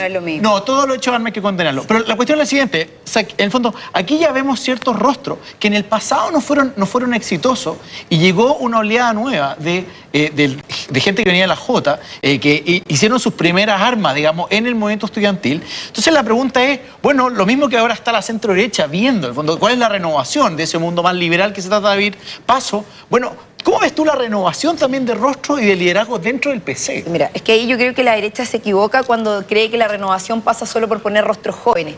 La renovación para mí pasa por la renovación de las ideas. Y yo no veo en estos 3 diputados que tú mencionas, los que hace alusión del Partido Comunista, que representan una parte antigua, porque claro, ellos representan otra historia del partido, tienen una historia previa también a nosotros, porque vivieron otra generación muy dura además para nuestro partido y nuestro país. Pues sin embargo, hoy día yo veo, por ejemplo, los resultados electorales de estos diputados reelectos del Partido Comunista. Guillermo Tellier con un 42% en su distrito. Lautaro Carmona arrastra a la diputada socialista con un 14% ella y él con un 43%. Hugo Gutiérrez con primera mayoría. Entonces, yo la verdad es que cuando veo en ellos así como que son lo antiguo, lo que ya no queremos, lo que no lo veo así. O sea, no es necesaria la renovación. Es que la renovación es natural, es parte de los procesos. Nosotros somos de la generación que viene de las juventudes comunistas de ahora, quizás nos avanzamos algunos pasos más rapiditos porque efectivamente por ahí la hermana de Camila, la Javiera Vallejo, presentó un libro que dijo días que avanzaron muchos años o algo así, donde decía que efectivamente el 2011, el 2012 y los últimos años de movilización fueron días tan importantes para el país que hicieron avanzar muchos años. Ya, pero tienen espacio ustedes, han podido desarrollar sus ideas ahí, no es meramente una cuestión utilitaria de esta nueva generación. No, al contrario, yo creo que nosotros hemos tenido mucho que decir dentro del partido, mucho que hacer. Yo creo que hemos aportado, tenemos una juventud política que aporta permanentemente y hoy día pudimos aportar, decir que después de 40 años la Juventud Comunista logra tener nuevamente diputados de la República en el Congreso. Hace 40 años fue Gladys Marín y el expresidente de la FED, Rojas, que también fue diputado de la Juventud Comunista. Hoy día es Camila Vallejo y Carol Cariola en otro contexto, con otra realidad, sumándolo a otros 5 diputados del Partido Comunista, 4 del Partido Comunista, que son una tremenda contribución, creo yo, para el país y para la democracia. Carol Cariola, que sea exitoso además ese paso por el Congreso. Esperamos ahí tus aportes y muchísimas gracias por habernos acompañado esta noche. Muchas gracias y muy contenta de que hayamos tenido este triunfo de la nueva mayoría. Sí, es muy temprano todavía, muy temprano. Buenos días. Es que nuestro invitado nos dice es muy tarde para el análisis político, estamos recién comenzando. Patricio Melero, presidente muy de la UDI. 10 para las 12 de la noche. 10 para las 12. Feliz. Bueno. Muchísimas gracias por acompañarnos. Estaba seleccionando aquí una de las frases de Evelyn Matei en su discurso, donde se mostró además sumamente emocionada, agradeciendo el respaldo público de todos aquellos que habían votado por ella. Ella dice, el resultado es de mi exclusiva responsabilidad política. ¿Eso es la responsabilidad de ella? Yo me voy a permitir en este tema, Soledad, discrepar profundamente con Evelyn Matei, cosa que no hice en toda la campaña. Creo que es una expresión de humildad de ella. Pero qué duda cabe que la responsabilidad es compartida. Hay 360 grados de responsabilidades de lo que hicimos bien, de lo que hicimos mal. ¿Qué hizo mal la UDI? Yo creo que hay un conjunto de hechos. Nosotros hemos convocado a un consejo directivo ampliado donde vamos a hacer un análisis en profundidad para ver los errores, para ver los aciertos. Pero déjame decirte que probablemente quizás lo más importante de consignar y de tener presente es que no tuvimos la capacidad de ocultar a tiempo los cambios culturales y sociales que Chile está teniendo. Y quizás quedamos con un discurso que la gente lo entendió desfasado en el tiempo o que no interpretaba adecuadamente lo que las personas esperaban de parte de nosotros. Y no contribuimos quizás con un estilo y con una forma que ayudara a ese objetivo. Pero también creo que pusimos la energía, la fuerza, nuestros cuadros. Ahí estuvo Joaquín Lavín, ahí estuvo Rodrigo Delgado, nuestro alcalde de Estado Central. Hubo mucha gente también que le dio mucho sustento, mucha fuerza a la campaña de la UDI. Y a la UDI, sí, a Evelyn Matei como militante, nada más que gratitud, admiración y respeto. Solo para cerrar ese círculo de la autocrítica, dame un segundo, Pato, ¿qué responsabilidad tuvo usted, Patricio Melero? No, yo soy el conductor de este partido. Ni más ni menos. Todas las decisiones fueron colectivas, asumidas en nuestro Consejo General, en nuestra Comisión Política. Y por consiguiente yo asumo las responsabilidades de lo bueno y lo malo y voy a liderar, además. Para eso convocamos a un consejo directivo ampliado para el 11 de enero, tenemos un consejo general más adelante. Comparto la idea de un congreso doctrinario porque mucho se habla de defender las ideas y yo quiero preguntarme cuáles son las ideas que queremos defender y por consiguiente no voy a quedarme tranquilo hasta no dejar totalmente finiquitado un proceso de autocrítica, de análisis interno, donde podamos con objetividad ver las cosas que anduvieron mal y las que no. Es interesante eso que tú dices del Consejo Ideológico, porque la Lili Pérez también está preocupada de un Consejo Ideológico en RN, lo que demuestra que debe haber una confusión interna no menor. Pero tú dices que la derecha no supo ver los cambios sociales y culturales que estaban sucediendo. Yo tuve la impresión durante casi todo el gobierno de Sebastián Piñera que los sectores de derecha un poco más ortodoxos, quizás te meto a ti ahí adentro, digamos, se molestaban porque Piñera se entregaba con frecuencia a los cambios sociales y culturales que iban habiendo y eso era considerado una tradición. Jovino no va a escribir un libro para explicar por qué. Hoy día, ¿tú crees que más bien hay que allanarse a las cosas que están sucediendo y no seguir resistiendo como las tropas del rey Pelayo, digamos, arriba de los cerros? No, yo creo que no hay que deslegitimar, Patricio, creo yo, el ideario propio de la centro-derecha, tratando de borrar nuestro pasado. Yo creo que la derecha chilena fue y ha sido siempre partidaria, por ejemplo, del gobierno militar. Obviamente muy crítica a las violaciones a los derechos humanos, pero en su esencia legitimó la intervención militar, fue muy partidaria de ella en su momento. Parte constitutiva de ella, digamos. Sí, como lo fue el 80% de los chilenos, porque hablemos claro, como lo fue una parte muy importante de la democracia cristiana. Y creo yo que eso no impone, digamos, que tú no tengas también una visión crítica de eso y tampoco que te quedes atrapado en eso. Hay que poner una mirada futura, pero yo creo que hay que ver la genealogía completa de la derecha y no miradas sesgadas desde un periodo de tiempo en adelante como si lo que hubo atrás. Yo nunca he visto al socialismo renegando de la Unión Popular ni al Partido Comunista renegando de sus posturas más extremistas. Las han superado, las han dejado muchas de lado. El socialismo chileno dejó de lado la visión marxista. Bueno, ¿por qué no la centro-derecha, sin renegar, también puede tener una mirada más de futuro, criticar y autocriticarse su rol? Y yo creo que ese es el desafío que tenemos por delante y yo al menos no voy a descansar porque si hay algo que la UDI tiene es experiencia en ser oposición y vamos a pasar a ser oposición a partir del 11 de marzo. Yo antes de venirme a este programa tuve una llamada, la pongo a disposición, muy interesante, Osvaldo Andrade, el presidente del Partido Socialista, que lo llamé desde luego para felicitarlo y para que le transmitiera a la presidenta Bachelet mis felicitaciones por su triunfo. ¿Y qué le dijo? Y le dije, aquí está la UDI como ha estado siempre. ¿Para negociar? ¿Para un acuerdo nacional? Disponible, más el concepto de negociación a veces me suena, Soledad, un poquito a renegar algunas veces. Me gusta más el concepto de colaborar, de buscar acuerdos. Sin renegar de nuestra visión, porque le dije, nosotros vamos a hacer una oposición justa.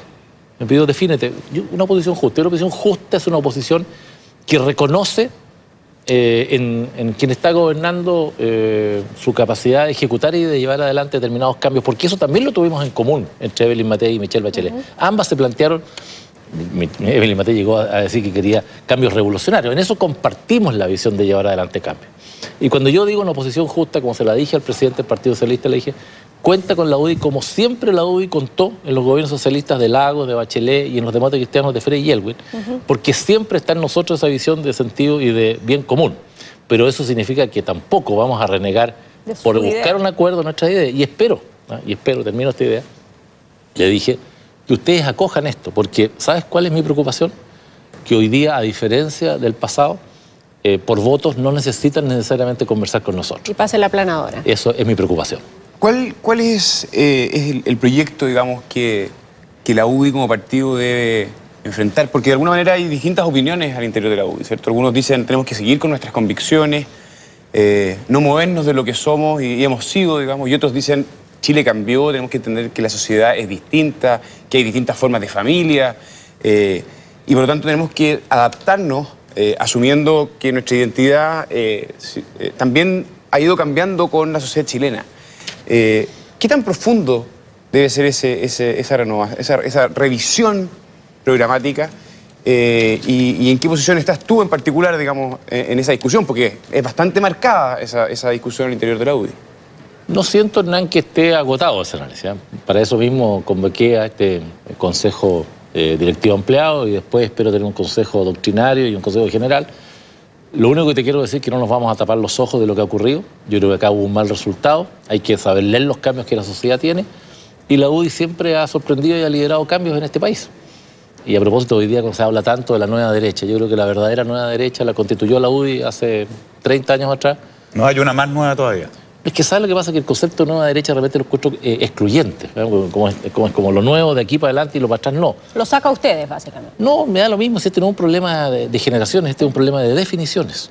Y Hernán apunta a esa pregunta. O sea, ¿qué es lo que nosotros queremos? Cuando yo digo que vamos a tener un consejo para ver nuestro ideario. Entonces la primera pregunta que yo hago, ¿cuáles son las ideas que queremos defender? ¿Son las mismas que defendimos hace 20 o 30 años atrás?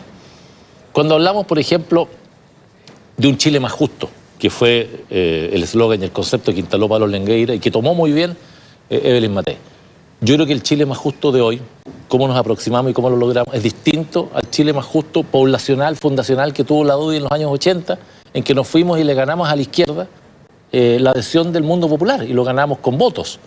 La UDI no es un invento de un día para otro, es un partido que se legitimó democráticamente, es y sigue siendo la principal fuerza política del país y la más votada en todas las elecciones, de concejales, alcaldes, consejeros regionales, diputados y senadores. Pero que como y todo ese partido liderazgo debe evolucionar, ¿no? De acuerdo a lo que está pasando por eso en el país. Porque la gente nos ha seguido votando, es que nosotros vamos a asumir ese liderazgo y los que esta noche se sienten perdedores, también les quiero decir que no van a estar solos y que aquí va a haber un partido que va a defender un ideario, que va a defender nuestras ideas, que va a colaborar, como lo he dicho, con el nuevo gobierno en todo lo que ayude al bien común, pero que también va a tener definiciones muy claras cuando, a la luz del programa de gobierno, que nosotros ya dijimos que hay muchas cosas que nos preocupan. Aquí estuvo Carol Cariola, que anunció que quería un Estado socialista para Chile. Me pregunto yo, ¿ese es el Estado que quiere Michelle Bachelet? ¿Ese es el Estado socialista que quiere ¿Su respuesta cuál es? ¿Que quiere la democracia cristiana? No lo sé, porque son tantos, y mire, esto puede ser una fortaleza y una debilidad, son tantos los cabos que quedan sin atar en el programa de gobierno de Michelle Bachelet. Es tan ambigua en tantos aspectos. ¿Asamblea Constituyente o reforma institucional? ¿Banco Central Autónomo o una ley lo va a determinar? Perdona una pregunta. Entonces, lo único que quiero cerrar, Patricio, es que esas ambigüedades del programa de Michelle Bachelet pueden ser también una oportunidad para que nuestra opinión sea considerada. Sí, una pregunta muy corta. ¿Tú como presidente de la UDI durante este periodo sientes un fracaso muy grande con esto y significa que tu puesto se pone a disposición del partido o no?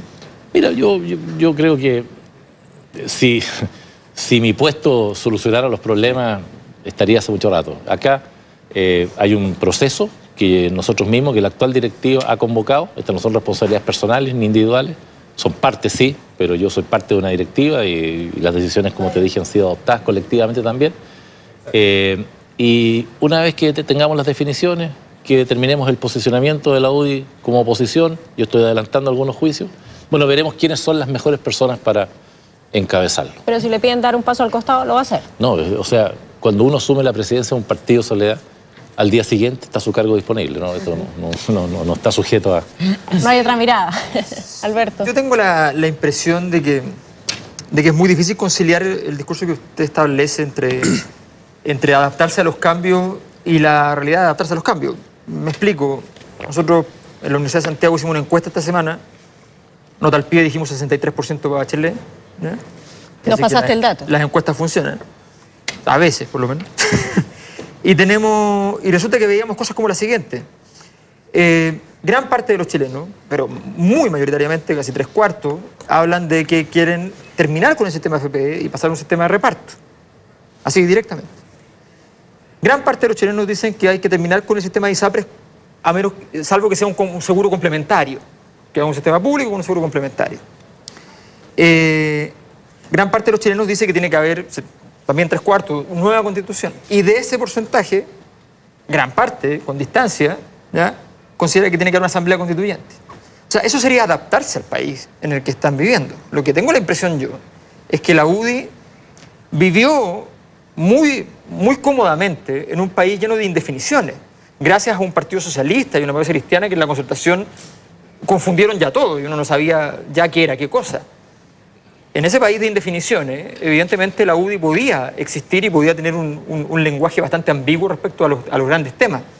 E incluso decir que los grandes temas no importaban, que importaba el cosismo, como hizo Lavín en su momento. Mi impresión entonces es que hoy día, en las condiciones actuales, el ambiente es completamente ácido para la UDI y por tanto me queda muy poco claro cómo adaptarse sin dejar de ser la UDI. ¿Cómo se hace entonces el cambio?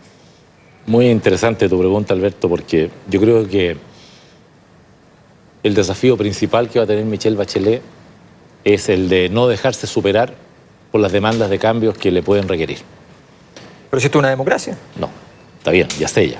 Protegida, pero, ¿no? No, es una democracia donde sin duda hay visiones más radicales que otras, ¿eh?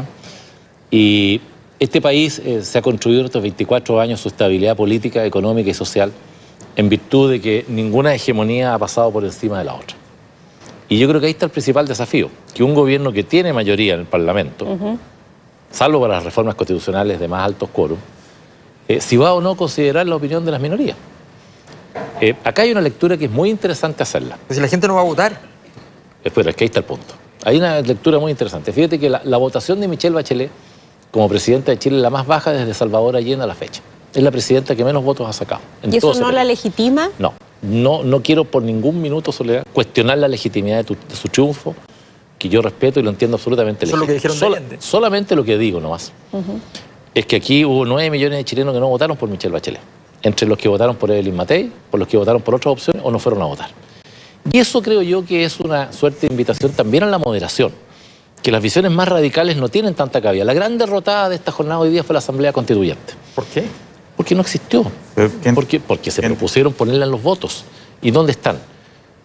Falta ese dato, pero decían que había sacado bastante. Patricio, no está. Te regalo 100.000 votos, ya. Está bien, de la votación de la Asamblea Constituyente. No, porque ¿sabes lo que pasa? Que al final este país está demostrando ser más moderado de lo que los grupos más radicales quieren llevarlo. Entonces, por eso que digo que... Va a mandar la encuesta, ¿eh? Pero mire, pero es que a propósito de encuestas, entonces yo también te digo que las encuestas dicen que la mayoría del país no quiere matrimonio homosexual y la mayoría del país no quiere ley de aborto.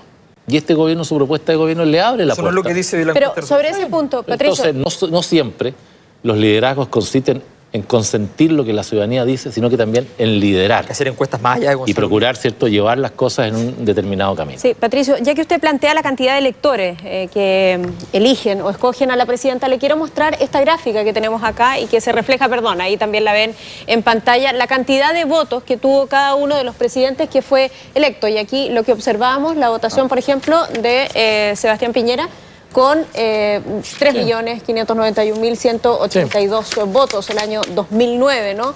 Y ahora Michelle Bachelet con 3.465.002 votos en este año 2013. Podría hablarse entonces del mismo nivel de adhesión a esos presidentes, pero en este segundo caso con un escenario de voto voluntario. No, está muy bien. Si yo quiero insistirte, Soledad, o sea, bajo lo que estoy señalando no hay ningún cuestionamiento a la legitimidad del triunfo.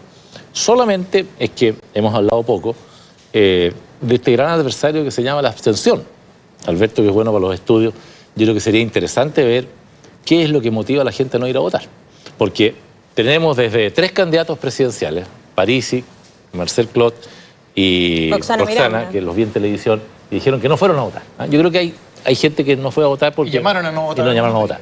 Pero hay mucha gente que se quedó en la casa. ¿Será porque se siente desafectada de la política, porque no cree en la capacidad de los políticos de dar los cambios?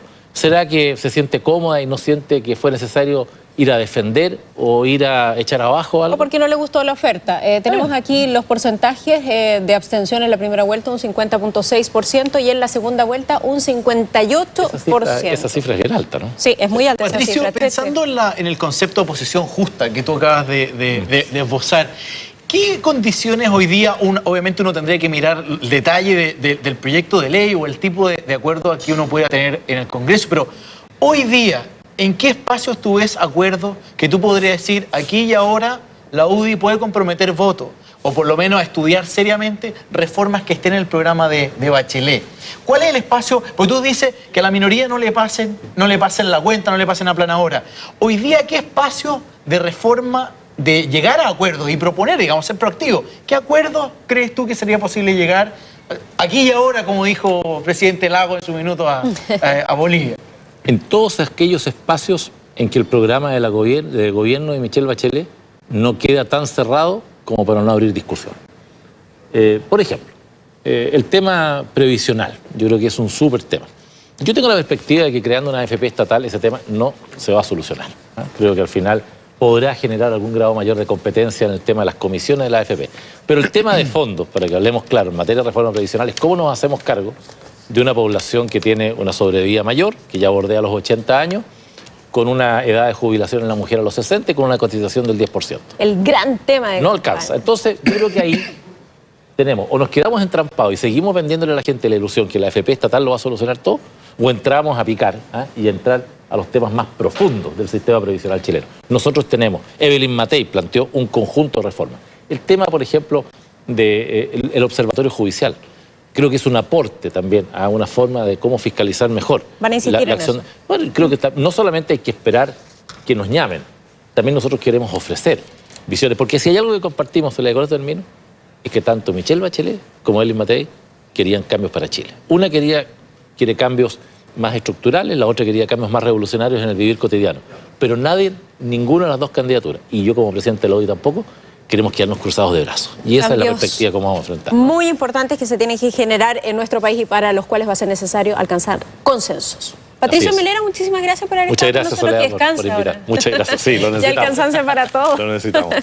Así que siendo pasadas las 12 de la noche, lo despedimos y le agradecemos que haya estado aquí con nosotros. Vamos a revisar la siguiente gráfica que vamos a poner en pantalla. Esta es una comparación de Michelle Bachelet en este mismo año, 2013, desde su primera vuelta a la segunda vuelta. Observamos una votación de un 46.69% y en una segunda vuelta un 62,15%. Por supuesto que se entendía que había 9 candidatos, ¿no?, en la primera vuelta. Pero esta es la votación que está obteniendo en ese mismo panorama. Más de 3 millones de votos y luego 3.465.000 votos. Bien, ¿estamos listos? Listos para presentar a nuestro siguiente invitado. Jorge Burgos, ¿cómo está? ¿Cómo está usted? Bien, ¿Cómo le va? Buenos días ya. Buenos días. ¿Está despierto o dormido? Estoy despierto. Muy bien, así me gusta. O sea, vamos a ver al final del programa. Otro candidato a ministro. ¿Diputado o ministro? Diputado. Diputado. Ah, diputado. No. Fuentes no hay internas. candidato, pueden haber. La Javiera coqueteó más con su cargo ministerial que Fuentes internas nos indican que iría directo a ministro. Después me cuenta la fuente, porque yo no tengo ninguna. ¿Ah? ¿En serio? No tengo ninguna fuente. Este es un programa donde se cuentan las noticias políticas que al día siguiente dan que hablar en la agenda de la pauta. Pero como es un programa, yo sé, muy veraz y que le gusta hablar con honestidad, yo realmente no tengo idea de eso. No soy candidato, yo creo que a ministro no se puede ser candidato. ¿Pero si son todos candidatos? No, yo no soy candidato. A mí me parecería lo más natural que yo no fuera ministro. Creo que hay una generación que va entrando, yo estoy más o menos repetido. Ya, pero ¿le gustaría? Me encantaría. Pero eso es otra cosa. ¿Y de qué cartera en particular? Tendría que ser una política, yo creo. Porque yo me he dedicado a defensa, por eso no defensa pero interior. Candidato no soy. Candidato no soy. Y no, yo creo que la presidenta electa es súper, y está bien que sea así, reservada respecto a eso. Yo creo realmente no conozco a nadie, más allá de las ganas que puedan tener, que tenga señales en ese sentido. O sea, pura especulación. Absolutamente pura especulación. ¿Y ¿Tú crees que lo va a pasar bien el ministro de Educación del próximo gobierno? No, ¿Y el Interior? Los ministros en general, no solo en este gobierno, los ministros no lo pasan muy bien, pero tiene adrenalina, tiene ganas, en fin, yo no creo que hayan condiciones. He visto un cierto ambiente muy tremebundo respecto de lo que va a ser la gestión del próximo gobierno. Yo creo que realmente no hay que ser tan pesimista. Yo creo que el próximo gobierno probablemente va a enfrentar situaciones como enfrentó los anteriores también, pero es perfectamente posible gobernar bien, con inconvenientes en las calles, con protesta social. Ninguna parte del mundo, salvo en dictadura, no existen protestas sociales. Obviamente Raúl Castro, el amigo de Cuba, tienen pocas protestas sociales, pero las razones son otras. Claro. Sí. Pero con un alto nivel de expectativas. Por favor, Pato. A Carol creo que no le gustaba ese comentario, dicho sea de paso. Pero yo creo que ya está. A tu socia, Carol. Pero hubo unas declaraciones me llamó la atención positivamente, unas declaraciones muy duras, era que no también, respecto del asesinato del tío del líder coreano. Las leí a 3, 4 diputados del Partido Comunista. ¿Qué dijeron? Fue interesante. Reprobando. Bueno, ¿te imaginas lo aplaudieran? No, pero le mandaron una carta. Pero eso sería una brutalidad. Era que no, dije. Sí, pero así todo me pareció que era ni siquiera hablo de ejecución, del asesinato de esta persona. Me parece que fue un repudio bastante categórico. Oye, ahora es como el emblema de una dictadura, ¿no? Sí, además parece mono animado, digamos, de la maldad. Sí. Pero son todos iguales. Como otra cosa, sí, ríe. Pero se le pone mucho énfasis a esto de cómo se entienden desde demócratas cristianos, como Walker hasta los comunistas. ¿Falta gente todavía en la nueva mayoría? ¿Esa nueva mayoría está completa, está oleada y sacramentada, o hay un trabajo político por hacer en el próximo gobierno que incorpora a otros que andan por los márgenes? Yo creo que hay que incorporar más gente. Mi impresión es que incluso yo creo, una presunción, no mera sospecha, que la presidenta electa a la hora de conformar el equipo ministerial va a dar un par de sorpresas, se me ocurre, respecto de personas que no van a ser ubicables en referentes políticos de la nueva mayoría. Por ejemplo, en el equipo de programático participó gente novedosa, muy capacitada, que hasta donde yo sé no forman parte de ningún partido político. ¿Cómo quién? Estoy pensando en la Andrea Repeto, por ejemplo. Andrea Repetto ha hecho propuestas en economía social muy pertinentes. Bueno, pero para formar gobierno hay que poner políticos y técnicos también. No despreciemos tanto la técnica. Así que yo creo que puede haber sorpresas, fíjate. No tengo idea tampoco de ella, pero Alberto Mayor. De la nueva minoría. Debiera terminar, ha hecho propuestas interesantes. pero debiera terminar con gente como del PRO o con gente Con como Alfredo Sfeir. de Sfeir o con gente de Revolución Democrática.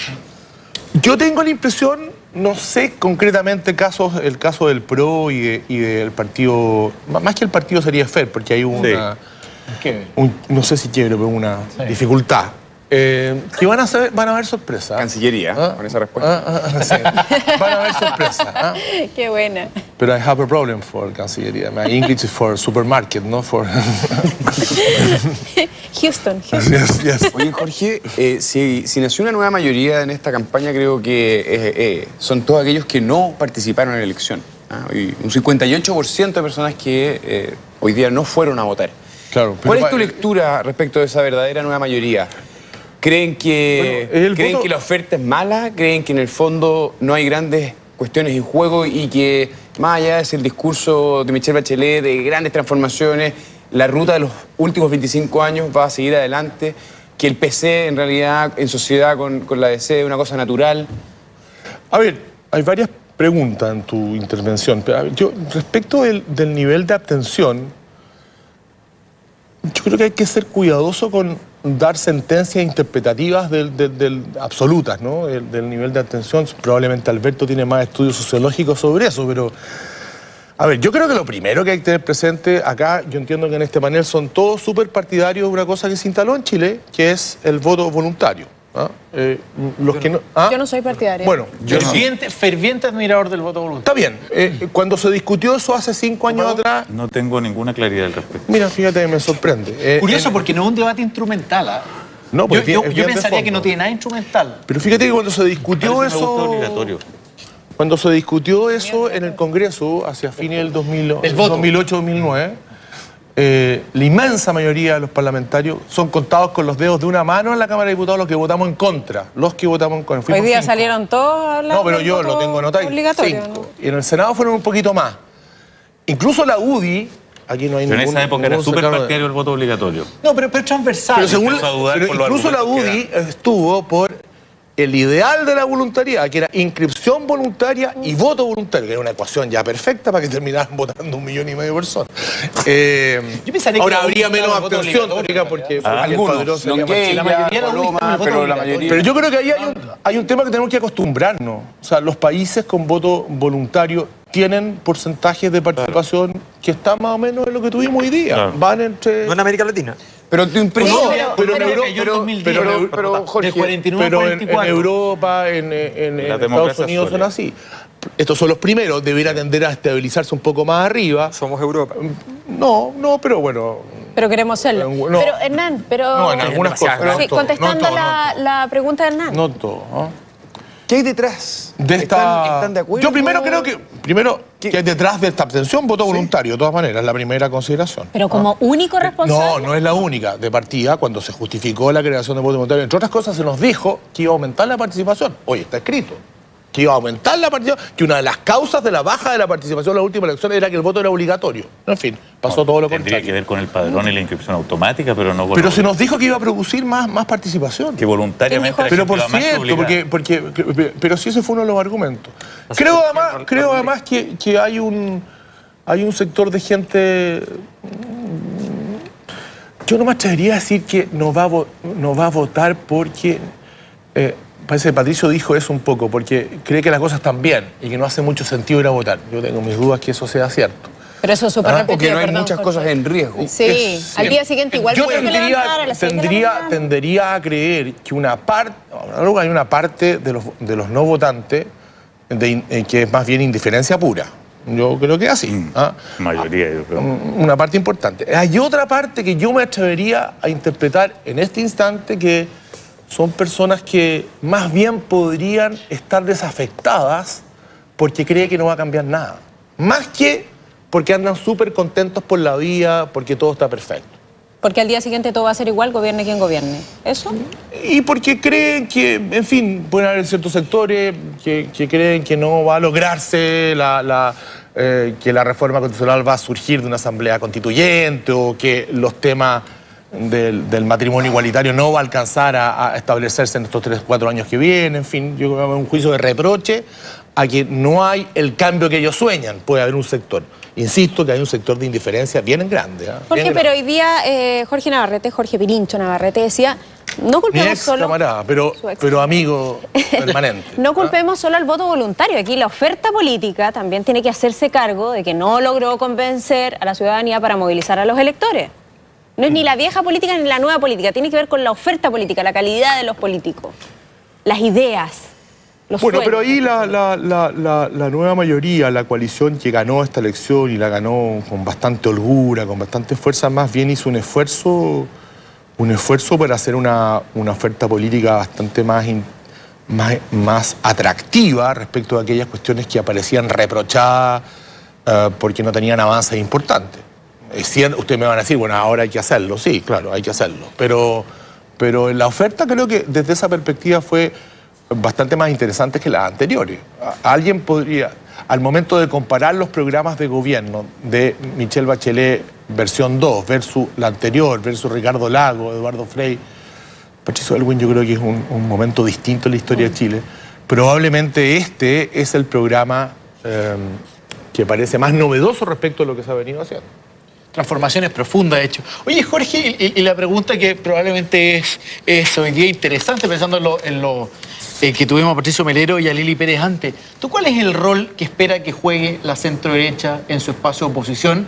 Con todo lo que implica, porque en la Cámara de Diputados tienen 49 diputados, en el Senado ya no, va como en 15 más o menos los senadores de la coalición, pero en un sentido republicano y alguien que en general es, no sé si es moderado es la palabra, pero alguien que aprecia mucho los acuerdos. ¿Cuál crees tú que es el rol de la centro-derecha? Patricio Melero hablaba de ser una oposición justa. ¿Qué tú esperáis de la centro-derecha desde marzo? Yo diría que es un buen término, decir que sea justa, que sea constructiva. En general, las oposiciones en Chile, ahora nosotros estamos terminando un periodo de oposición. Mirado desde el punto de vista legislativo, nosotros fuimos una oposición bastante constructiva. Si uno mira... ley de pesca.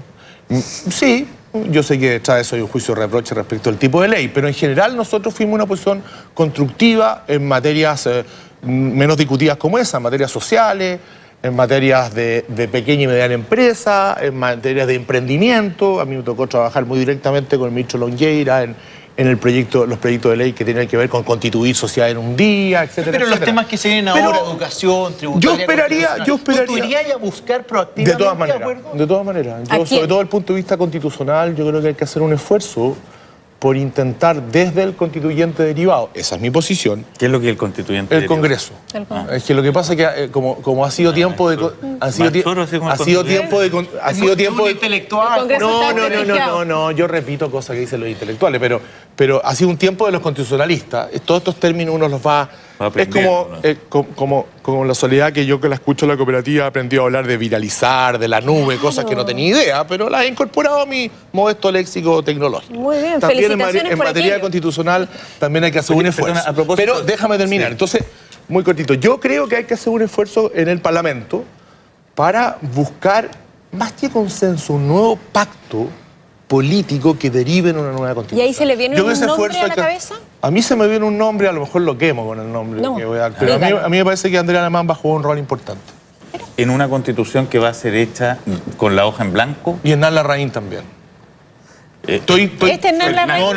No sé qué es lo que es de este joven, pero va... Bueno, no, sí sé, pero va eso dice él. Pero va a jugar un rol importante. Y el caso de Andrés, porque yo creo que Andrés puede volver a la versión del político más bien provocador de acuerdos, que yo creo que le venía mucho mejor que el del desalojo. Y en el caso de Hernán, sus últimas declaraciones y votaciones son indicativas de una mirada de lo que está pasando en Chile. A propósito de lo que decía Alberto delante, que a la UDI le cuesta mucho ver lo que está pasando en Chile. Y lo que está pasando en Chile tiene que ver con cambios estructurales en materia constitucional. este gobierno, que en algunas cosas lo hizo bien, yo no soy de los que dicen que en materia macroeconómica lo hizo bien, microeconómica de regular para arriba, en materia social hizo cosas interesantes, pero en materia política un cero. Pero a propósito, un cero porque no fue capaz de leer lo que había. ¿Esa constitución te la imaginas y a ti te gustaría hacerla de cero o de cero no es sin considerar nada de lo existente, con una hoja en blanco o a punta de reforma? No, yo creo que hay reformas sustanciales que derivan a una nueva constitución. Si tú haces un nuevo fraseo real de los derechos constitucionales, en una versión más bien parecida a lo que propone el programa, si estableces, terminas con estos quórum altísimos, si realmente convocas un sistema electoral que tenga proporcionalidad y que permita que existan posibilidades de que partidos puedan entrar. Casi se va. No le gustó a Pato, no le gustó a Pato la forma. Pato es producto de... He dicho cosas peores y las mantenido. Cosas moderadas, Pato. Pato muy radical. Yo creo que es posible perfectamente tener una nueva constitución. Ahora, creo sí que yo sé que la palabra a foja cero, a mí no me gustó mucho foja cero, porque creo que es posible probablemente la fórmula de plantear este nuevo pacto tiene que ser mucho más abierta, como fue la reforma del 2005. La Constitución de Lagos. Sí. Bueno, quiere una nueva constitución. Mira, de la hoja en blanco. Cuidado, antes que Alberto me haga un consejo, cuidado. Nadie, yo trabajé, esa reforma se demoró 7 años en el Congreso. Y a mí me tocó trabajar los últimos 3. Nunca a nadie le escuché, ni de derecha, ni de centro, ni de izquierda, hablar de nueva constitución. El tema de la nueva constitución. La nueva constitución, a puerta cerrada, sí, pero era el Parlamento. Se estilaba. Pero yo creo que eso hay que superarlo. Pero nunca nadie habló de nueva constitución. Después fue una cosa procesal, en la que me tocó participar, para ser bastante franco, que permitió dictar un nuevo texto sistematizado con la firma de los ministros. Y de ahí durante una semana se habló de nueva constitución. Pues no duró nada, porque obviamente... Pero asumamos de que hubo discursivamente la instalación de una nueva constitución. Una cosa lírica. Constitución de Lagos. Una cosa lírica. Tengo la impresión de que, de alguna manera, hay unos pendientes en esa reforma. Sí, y es esa la que se va a conversar, se va a negociar. Y va a haber un nuevo acuerdo y entonces va a ser la constitución de Michelle Bachelet. En defensa del Lago y su constitución del 2005, la verdad yo la defiendo más que él, para ser franco, pero la voy a seguir defendiendo. Él, a la semana de haber aprobado, ratificado y firmado el decreto, mandó un proyecto de ley para modificar el binominal, para ser franco. Él tenía muy claro que esa era una reforma que había quedado absolutamente pendiente. Alberto. Jorge, a propósito de que tú citabas la conversación, el intercambio que tuve con Patricio Melero respecto a los cambios y el diagnóstico sobre el Chile actual, mi impresión es que en la nueva mayoría tampoco hay un diagnóstico demasiado certero. Hay evidentemente un diagnóstico un poco más abierto que en la derecha respecto a las transformaciones. Yo me acuerdo incluso haber estado contigo hace un año, una cosa así, en algún canal enemigo, y recuerdo que era un canal público, o así lo parece, aunque en realidad, bueno, es bien difícil decirlo. Resulta que en ese canal yo dije que había en Chile una crisis de las instituciones, porque había efectivamente un problema con la institucionalidad grave, al punto de que hoy día estamos con problemas con el censo, con la CACEN y una serie de cosas que revelan problemas institucionales. Y yo me acuerdo que tú señalaste que cómo era posible que se invitara gente al canal público a hablar contra las instituciones. No era un diagnóstico. Entonces aquí hay un problema también de resistencia a los cambios. O sea, es que tú has madurado mucho, Alberto. ¿Y ese eres tú? Yo era yo y era él. Éramos los dos, éramos los mismos. O sea, Jorge atacaba a Alberto. Dando un conflicto personal un año después. Pero éramos mucho La noche de los cuchillos largos. Éramos mucho más jóvenes, más impetuosos. Sí, Alberto ha madurado mucho. Más impetuosos. Y yo también, así que ahora le voy a contestar de otra forma. A ver. No, yo no me acuerdo exactamente evidentemente. Pero tienes todo el derecho a acordarte. Tú no voy a poner en duda tu recuerdo. Me refiero al diagnóstico. Sí, pero probablemente mi defensa fue a que yo suelo leer en algunas personas que hacen propuestas, que son obviamente personas talentosas, una cierta formulación retórica de extremos, que a mí me parece que no le hace bien al gobierno, al país.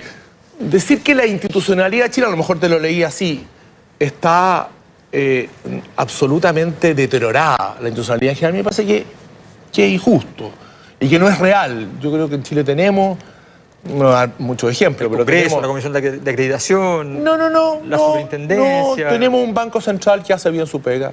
Tenemos unos tribunales, palabras más, palabras menos, que son autónomos y que sus decisiones tienen que cumplirse. Tenemos certeza jurídica. Y a ti, que con razón me dijiste, comparémonos con el barrio y con Europa, en esto comparémonos con el barrio. Y se echa de menos en otros países certeza jurídica, funcionamiento autónomo en los tribunales. Y esos son, a mi juicio, haberes que tenemos que cuidar, porque hacen a un mejor país. Obviamente que uno puede postular cambios en eso también, pero creo que dar un juicio de reproche generalizado a la institucionalidad chilena me parece un exceso. No te voy a contestar tan brutalmente como Megavisión invita a una persona, como no podría decirlo, Megavisión invita a quien se le da la gana. No, y menos en este programa. ¿Jorge Burgos ahora se devuelve a su casa? No es que yo me meta en su vida privada, quiero saber si anda en tenía bicicleta. otros planes, pero después de esto no. Después de esto no, he andado todo el día en bicicleta. Fíjate que hoy día fui a la manifestación, fui afuera, no fui a donde estaba para ir acostumbrándome a la ciudadanía de a pie. Fui en bicicleta con mi hijo chico. Qué bueno. A protestar. Sigue disfrutando de su bicicleta. También protesté harto. Cuando en Chile protestar era más importante que nunca. Jorge Burgos, muchas gracias por haber estado con nosotros. A ustedes, pues. Muchas gracias. Buenas noches. Vamos a revisar por mientras esta gráfica, donde vamos a ver los resultados que obtuvieron las candidatas en la región metropolitana, algo que estaba en disputa, y lo que podemos observar aquí, según los colores, ¿no? Michelle Bachelet en la mayoría azul, y tenemos a Evelyn Matei en color verde. En el sector nororiente de Santiago es donde la candidata de la Alianza obtiene los mejores resultados, tal como podemos apreciar allí en la gráfica. Y nos quedamos entonces nosotros aquí para analizar eso en particular. ¿Qué tal el desempeño? La lucha de clase existe. ¿Existe? ¿Y qué tal el desempeño de ambas candidatas en la región metropolitana? ¿Lo que estás mirando ahí, Alberto? O sea, es lo natural. En Chile nosotros hicimos un análisis comuna por comuna con mi equipo de investigación, con todas las variables comunales que hay. Y cuando uno las clasifica matemáticamente, hay solo 5 comunas que quedan fuera de todos los grupos, que son justo las mismas comunas donde gana Matei. O sea, deja nombrarlas: Lo Barnechea, Vitacura, Las Condes, Providencia, La Reina. Ese es el otro país. Todas las demás comunas se agrupan en paquetitos grandes, 100 comunas, 200 comunas, 70 comunas. ¿Pero qué miden? Para la candidatura de Sebastián Piñera uno podría ver... Es que ha retornado la lucha de clases. No, te das cuenta que no, eso no es cierto. O sea, son cuestiones que son competitivas. Probablemente el 2017 podríamos ver hartos más verdes los que hay ahí, digamos, ¿no? Pero puede haber otro candidato que... Yo pensaría que esto no es estructural. Al revés, la centro-derecha ha tenido una capacidad, lo demostró la elección del presidente Piñera la última vez, de penetrar sectores populares clase media muy interesante. Entonces, yo no vería ese sesgo. Y por otro lado, ahora se está discutiendo este sesgo socioeconómico del voto voluntario. Hay que ver ese sesgo. ¿Cuál sesgo? Que hay un sector de la capital donde gana la derecha siempre con una votación abrumadora. Bueno, pero ese sector a veces va cambiando también. En el pasado nunca. No, pero depende de la comuna. Se acaba de perder la Municipalidad de Providencia, por ejemplo. La Municipalidad de Ñuñoa hace mucho tiempo. Y por lo mismo hay muchas comunas populares y de clase media donde la centro-derecha tiene grandes votaciones. Entonces, en realidad, a mí me parece, yo estoy de acuerdo. Ahora, hay grandes estudios sobre el sesgo socioeconómico del voto voluntario, si existe o no existe. Eduardo Engel, de Libertad de Desarrollo, opina que no existe. Mauricio Morales, de la Diego Portales, opina que sí existe. Y hay un debate súper interesante. Pero en realidad no está zanjado. No, eso está zanjado desde Aristóteles. Aristóteles dijo: los pobres tienden a no votar, habría que pagarles para que voten. Lo que sí vimos en la primera vuelta y se midió es que los que no votaron eran mayoritariamente jóvenes y personas de escasos recursos. O de menos recursos. Jóvenes sí, pero el sesgo socioeconómico, eso es lo que estamos estudiando ahora de la primera vuelta. Parece que la región metropolitana efectivamente está este sesgo, ese sesgo no está en el resto de las regiones. Por eso es que la evidencia estamos recién empezando a estudiarla. Y es la primera elección que además tenemos que podemos estudiarla, ¿no? Sí. El resto es literatura internacional, de cómo operan en Estados Unidos, etc. Hay que ser cuidadosos. No, hay que ver cuáles son las variables, porque además si uno ve los puros datos de votación y no analiza con otras variables, es medio complicado. Fíjate que la anterior elección, la municipal, nosotros la cruzamos con todas las variables comunales que teníamos, y la única con que correlacionaba, ¿ya?, era muy curiosa, era con aquellas comunas donde era más difícil la conectividad territorial, o sea, ir a votar, es donde más se votó. O sea, donde era más difícil tomar la micro, donde era más difícil llegar al centro del lugar, Fue donde más se votó. Y la correlación era muy alta con esas comunas. Entonces, y ahora habrá sido así. Habría que revisar ahora. Pero eso hay que estudiarlo de pero eso todas es muy maneras. interesante porque revelaría que en el fondo aquellas comunas más conectadas son comunas que están, comillas, en el proceso de movilización más adelante, son más abstencionistas, son más críticas, y en aquellas comunas donde el proceso de movilización está más atrás, estaría todavía operando la participación. Que el tamaño de la comuna importa. Pero fíjate que yo creo también hay otra cosa y que tiene que ver con la abstención. Yo lo insinuaba al comienzo. Yo creo que hay un cambio más o menos epocal que tiene que ver y que va a tener que ver con las nuevas maneras de representatividad. O sea, la fórmula de los partidos políticos no es la única posible, menos cuando la gente empieza a tener posibilidades de manifestarse de manera individual y por otras vías, llamémosle tecnológica. Entonces, está todo lo otro que estamos diciendo, los problemas locales, sin duda ninguna, convocan o no convocan los políticos, pero yo creo que aquí hay un tema que es de largo plazo. De la democracia representativa. Que es un tema que tiene que ver con cómo funciona la democracia representativa. Lo que está en crisis es la representatividad. Son los partidos políticos que no están siendo capaces de intermediar efectivamente con la ciudadanía. Si es que las grandes mayorías finalmente no están participando, es porque esos líderes de alguna manera no son capaces de canalizar efectivamente esas aspiraciones. Yo creo que los partidos políticos son aquí uno de los principales actores que se tienen que asumir en crisis. La iglesia también lo está sufriendo, la élite económica también lo está sufriendo. O sea, hay una desvinculación con la intermediación en que los ciudadanos ya no le dan. Oye, pero a lo mejor los partidos políticos ya no son los llamados a representar las ideas. No van a ser los únicos No, llamados, hay que potenciar a los partidos políticos, hay que darle financiamiento, exigirles mucha mayor democracia interna, transparencia. Y mejorar la confianza en esas, porque los partidos políticos en la democracia representativa son el gran canal.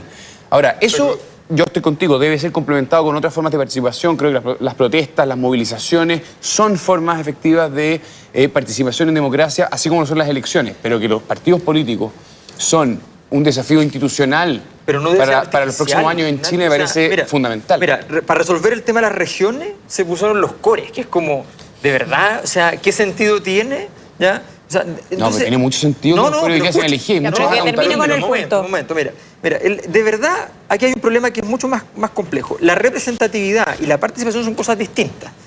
Ahora, hay un punto intermedio en el cual participación y representatividad se juntan.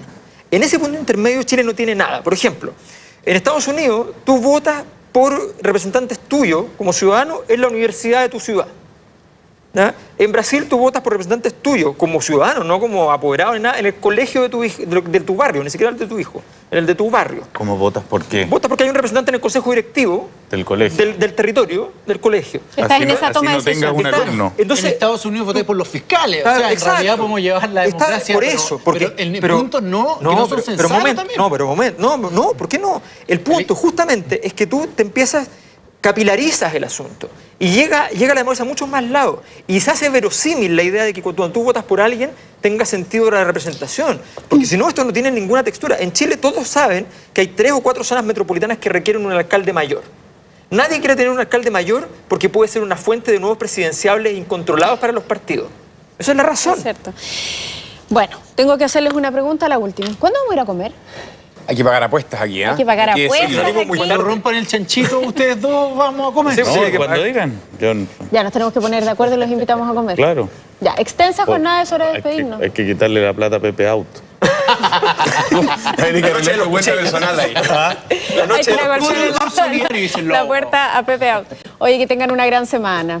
Nos vemos el próximo domingo. Nos vemos el próximo domingo. Domingo 22, entonces, una nueva edición de Patio de los Naranjos. Tráiganme regalo. Con los pronósticos de Navidad. Hagamos un amigo secreto, sí. Bueno, que descanse. Ay, qué agua fiesta. Que descanse, muy buenas noches.